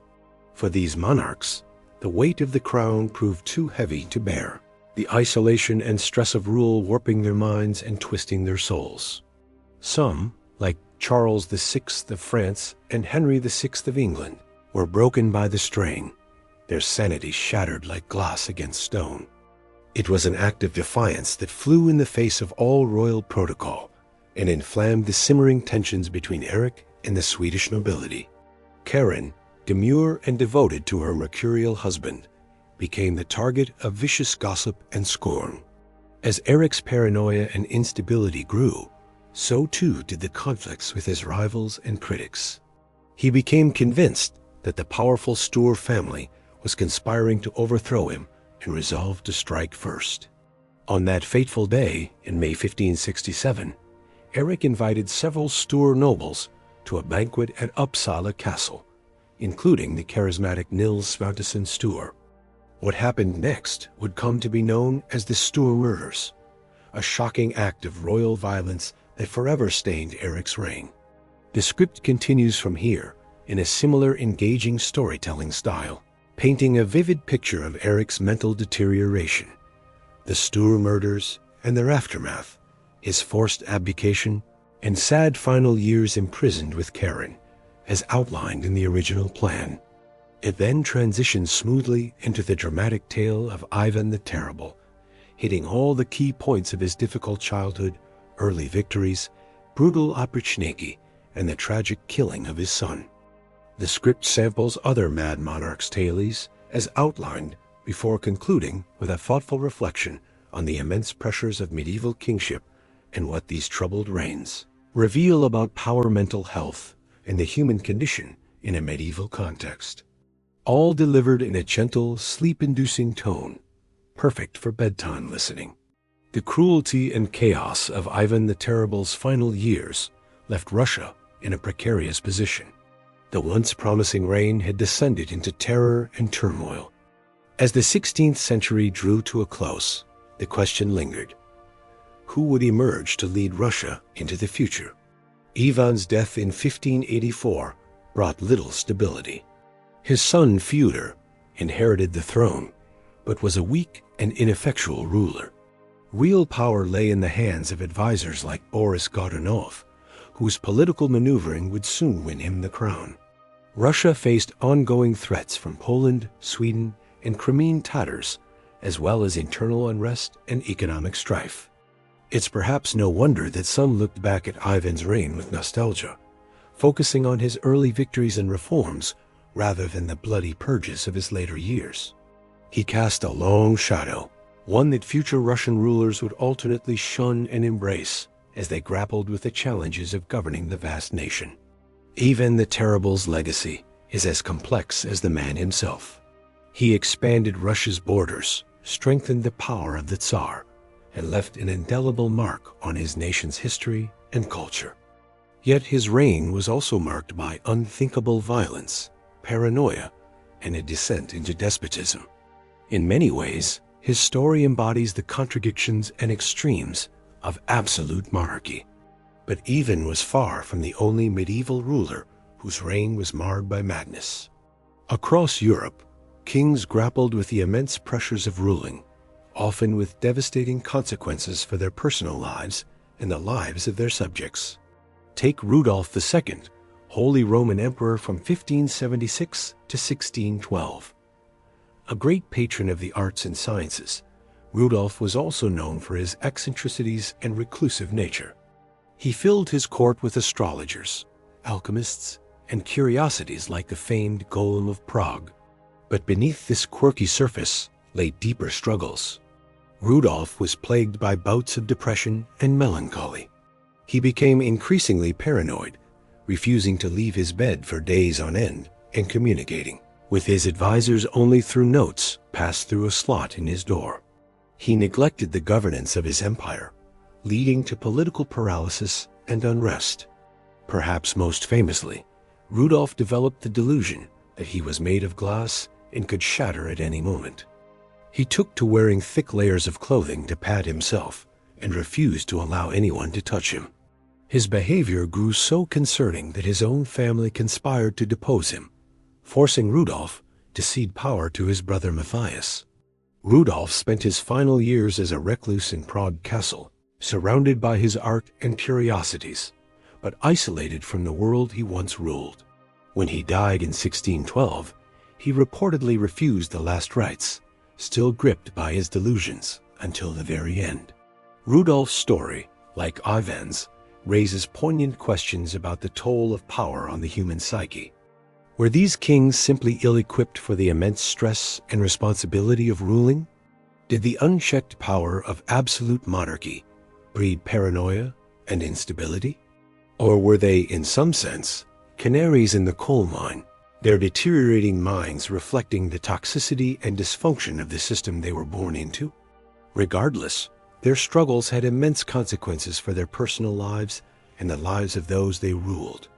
Across the Mediterranean, the Byzantine Empire, too, found itself under the thumb of a ruler lost in delusion. Justin II, who reigned from 565 to 578, started off as a promising leader. He secured the empire's eastern frontier through diplomacy with Persia and embarked on ambitious building projects. But a few years into his reign, Justin's behavior took a bizarre turn. He became convinced that he was physically incapable of sitting, so he took to lying prone on a wheeled throne that could be pushed around the palace. He reportedly bit attendants who displeased him and even attempted to eat one of his own limbs. As Justin descended further into madness, the empire began to crumble. The Persians launched invasions into Byzantine territory, the Avars and Slavs attacked from the west, and Italy fell into chaos as the Lombards swept through. Justin was powerless to stop it, lost in a world of his own imagining. In a poignant twist of fate, one of the few who seemed able to soothe Justin during his fits was his wife, Sophia. A shrewd political mind in her own right, Sophia essentially ruled in Justin's stead, even minting coins with her own image. She managed to hold the empire together until Justin's death in 578. The stories of kings like Ivan, Rudolf, and Justin reveal the profound impact that a ruler's mental state could have on their realm. In an age of absolute monarchy, the line between personal struggle and political crisis was thin indeed. Yet even in their darkest moments, there are glimpses of humanity that make these complex figures more than mere cautionary tales. Ivan's grief at his son's death, Rudolf's melancholic brilliance, Justin's brief moments of lucidity in Sophia's presence. These details add shades of nuance and tragedy to their lives. Perhaps the most extreme example of this is the story of Charles II, the last Habsburg ruler of Spain. Born in 1661, Charles was the product of generations of inbreeding among the Spanish Habsburgs, who sought to keep their bloodline pure by marrying within the family. The results were devastating. Charles suffered from a litany of physical and mental disabilities. An oversized tongue that made it difficult to speak or chew, intestinal problems that caused chronic diarrhea, fragile bones that left him unable to walk unassisted. His jaw jutted so far out that he couldn't fully close his mouth. But what Charles lacked in physical and mental capacity, he made up for in kindness and affability. He was, by all accounts, a gentle soul who found joy in simple pleasures like playing with his collection of pocket watches. Though his reign was marked by decline and disorder, he was well liked by his subjects for his generous spirit. When Charles died childless in 1700, it plunged Europe into crisis as rival powers fought to claim the Spanish throne in the War of the Spanish Succession. In a sense, his personal struggles had become the struggles of a continent, a poignant reflection of the era's precarious political balance. These stories from the medieval world may seem distant from our modern lives. The age of absolute monarchy has long since passed, replaced by democratic institutions and constitutional safeguards. Mental illness, once seen as demonic possession or divine punishment, is now recognized as a medical condition in need of treatment and support. Yet, in the tales of these tragic kings, we can still find echoes of our own struggles and triumphs. The pressure to live up to external expectations, the isolation of leadership, the quest for purpose and legacy. These are timeless human experiences that transcend era and station. In the end, perhaps the best tribute we can pay to figures like Ivan, Rudolph, Justin, and Charles is to remember them not just as storybook villains or cautionary tales, but as complex human beings grappling with the weight of their roles and the limitations of their own minds. Their struggles, however extreme, reflect the fundamental fragility and resilience of the human condition. So as we drift off to sleep, let us spare a thought for these long-ago kings, their tragic lives etched in the annals of history. May their stories remind us of the profound impact that power and mental health can have, both on individual lives and the course of nations. And may we face our own challenges with the same humanity and nuance that we seek in the lives of those who came before. Good night and sweet dreams. It's a poignant and haunting scene to imagine. The mighty Tsar, his hands stained with the blood of his own son, weeping over the lifeless body of his heir. In that moment, one can almost see the weight of all Ivan's cruelties and paranoia coming crashing down upon him. The realization of the monster he had become. The death of his son seemed to break something in Ivan. In his final years, he retreated increasingly into himself, spending long hours in prayer and contemplation. But even as his physical health declined, his mental state remained as sharp and paranoid as ever. He continued to lash out at those around him, seeing betrayal in every shadow. Ivan the Terrible died in 1584 while engaged in a game of chess. According to legend, he had just moved his king to the square where it would be checkmated, as if acknowledging the inevitability of his own demise. It was a fitting end for a man whose life had been defined by a ruthless struggle for power. Ivan's legacy is a complex and bloody one. He was a man of contradictions, capable of great cruelty and great piety, of brutal violence and deep remorse. He expanded Russia's borders and centralized its government, but at a terrible cost in human suffering.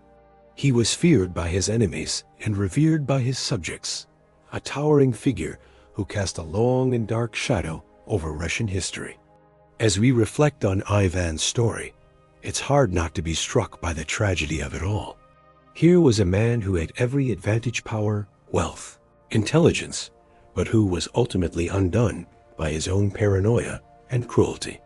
His life is a cautionary tale about the corrupting influence of unchecked power and the terrible toll that fear and suspicion can take on the human soul. But perhaps there is a lesson to be found in Ivan's story as well. For all his flaws and failings, Ivan was a man who grappled with the weight of his own conscience. In his final years, he seems to have recognized the enormity of his sins and sought some measure of redemption through prayer and repentance. It is a reminder that even the most terrible of us may still have some spark of humanity buried deep within.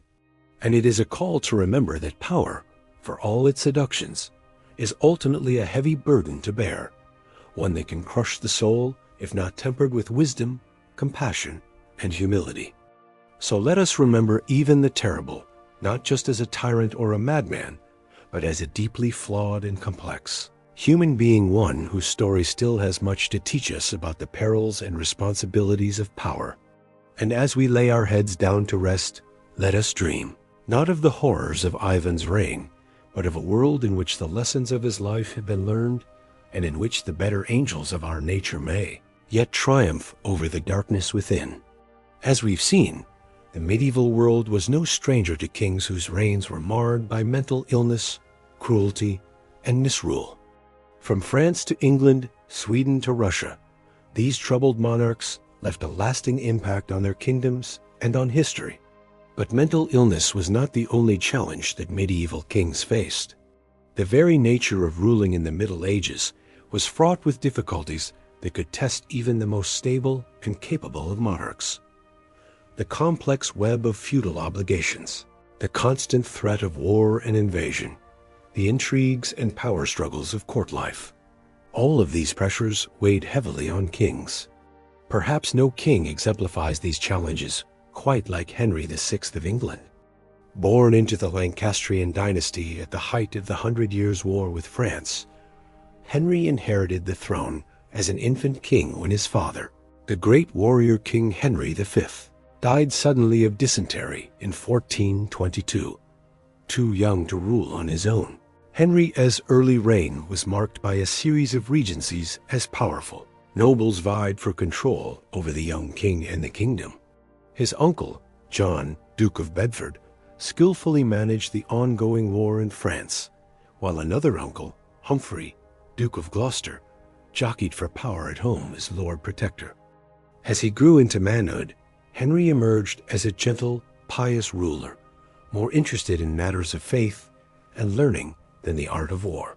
He was a generous patron to the church and founded two of England's most prestigious schools, Eton College and King's College, Cambridge. Contemporaries described him as a tall, handsome man, but one who was averse to bloodshed and preferred a life of simplicity. But being king required more than just piety and good intentions. The bankrupt state of the royal treasury, the crumbling English position in France, and escalating tensions between powerful noble factions like the houses of York and Somerset all demanded strong leadership that the amiable but ineffectual Henry struggled to provide. These stresses took a toll on Henry's fragile mental state. Always prone to bouts of melancholy, in the summer of 1453, he suffered a complete mental breakdown, precipitated, some say, by the sudden shock of losing the bulk of his father's French conquests.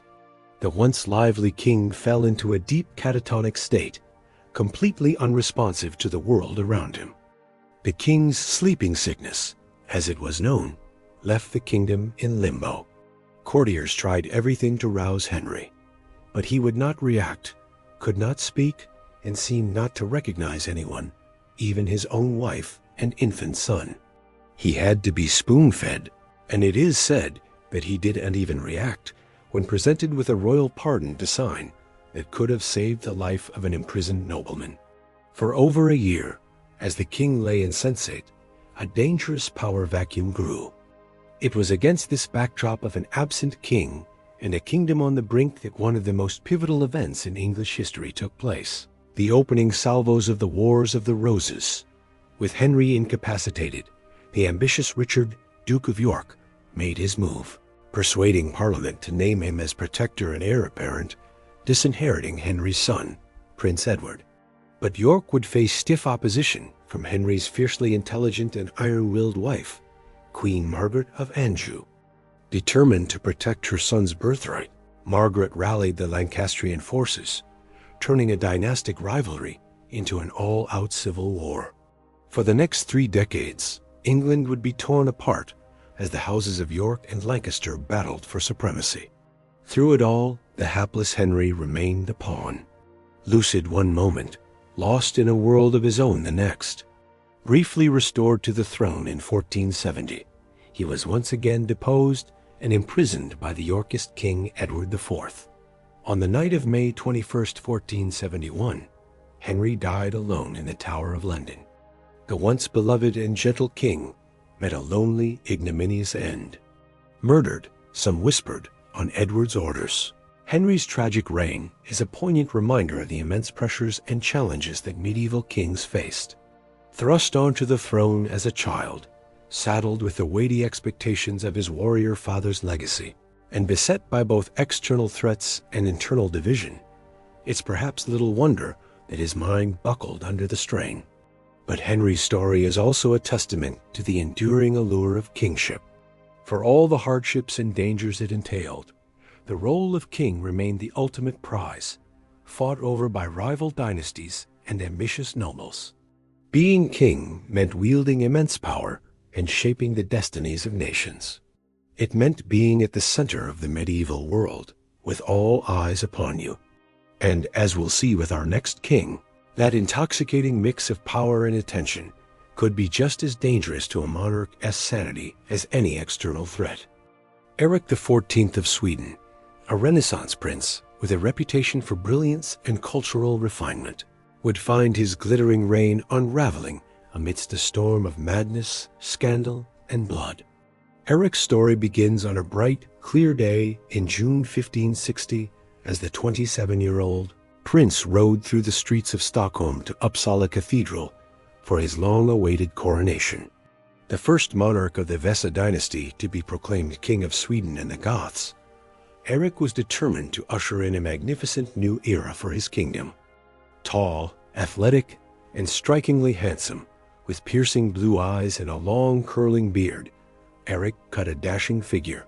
He was charming and eloquent, able to converse in 8 languages.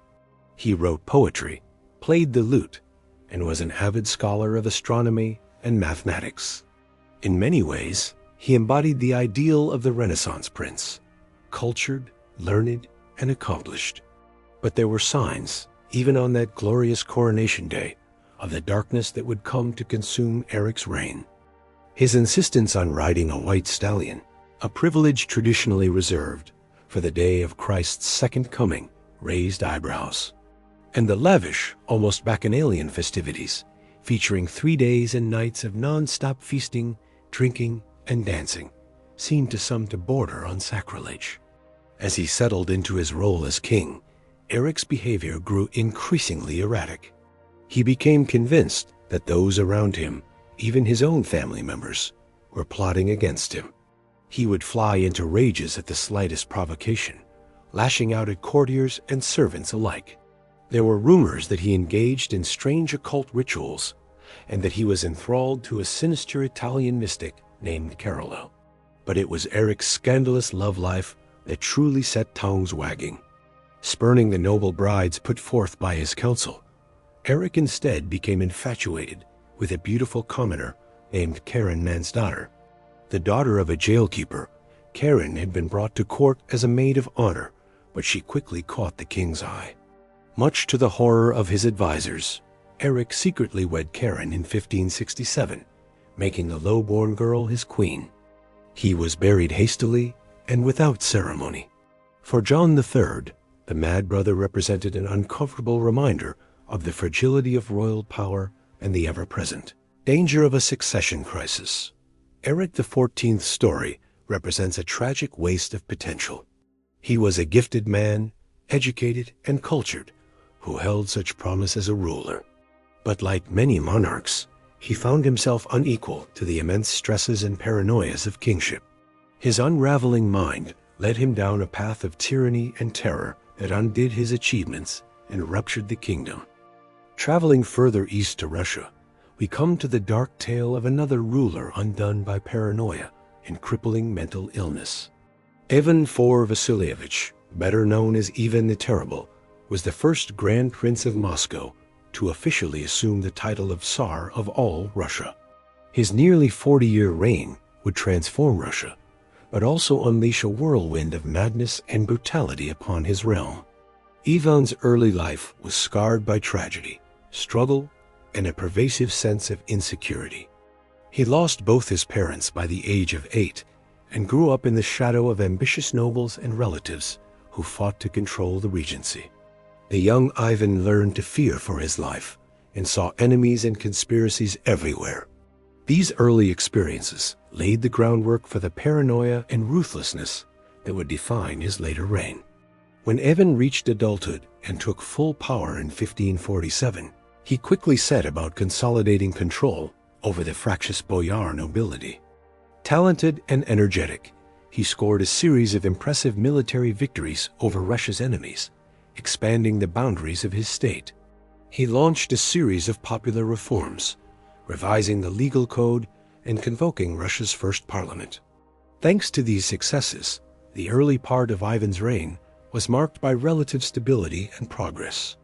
But as the years passed, Ivan grew increasingly erratic, suspicious, and violent. He became convinced that the boyars were plotting against him, determined to thwart his agenda and usurp his power. His simmering resentment boiled over in 1565, when he abruptly left Moscow in a fit of rage, threatening to abdicate. In a clever power play, Ivan agreed to return only if he was granted absolute authority to punish traitors and enemies of the state as he saw fit. Cowed, the boyars agreed. Upon his return, Ivan set about terrorizing the nobility, confiscating their lands and executing or exiling those he mistrusted. To enforce his will, he created the oprichniki, a brutal corps of secret police fanatically loyal to him alone. In the following years, Ivan earned his moniker of the Terrible, as he unleashed a reign of terror upon Russia. Fueled by paranoia and sadistic impulse, he inflicted cruel punishments on anyone he suspected of treachery. Torture, public executions, and mass killings became commonplace. He even destroyed entire noble families, towns, and even the city of Novgorod to root out alleged conspiracies against him. The later period of Ivan's reign also saw a tragic upheaval in his personal life that would push him further into madness and savagery. In 1581, during a heated argument, Ivan struck his daughter-in-law, causing her to miscarry. Enraged, his eldest son and heir, Ivan Ivanovich, engaged in a fierce shouting match with his father. In a fit of uncontrolled rage, Ivan the Terrible struck his son in the head with his iron-tipped staff, dealing a fatal blow.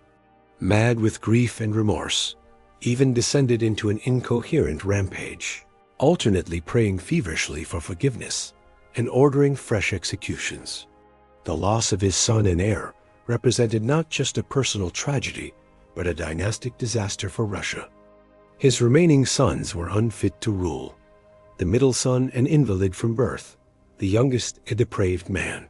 As we delve further into the stories of medieval monarchs whose reigns were plagued by madness, we turn our gaze eastward to the vast expanse of Russia. Here we find a king whose legacy is as complex as it is brutal. Ivan IV Vasilievich, better known by his infamous moniker, Ivan the Terrible. Born in 1530, Ivan's early life was marked by tragedy and turmoil. He was just 3 years old when his father, Vasily III, died from an abscess and inflammation on his leg. His mother, Elena Glinskaya, acted as his regent, but she too passed away when Ivan was only 8, likely a victim of poison. These untimely deaths left young Ivan an orphan, and the court erupted into a maelstrom of power struggles between rival boyar families, each vying for control over the young ruler. Imagine for a moment the fear and isolation young Ivan must have felt, alone in a court seething with hidden agendas and shadowy machinations. As a child, he was often neglected, left to wander the palace halls with only his younger brother for companionship. It's said that the boyars who were supposed to care for him instead mocked and terrorized the young princes, even going so far as to let them go hungry. These early experiences undoubtedly shaped Ivan, planting the seeds of mistrust and paranoia that would bloom darkly in his later years. Despite these hardships, or perhaps because of them, Ivan grew into a precocious and determined youth. By the age of 16, he was already a force to be reckoned with. In a dramatic display of his budding authority, he ordered the arrest of Andrei Shuisky, the head of the boyars.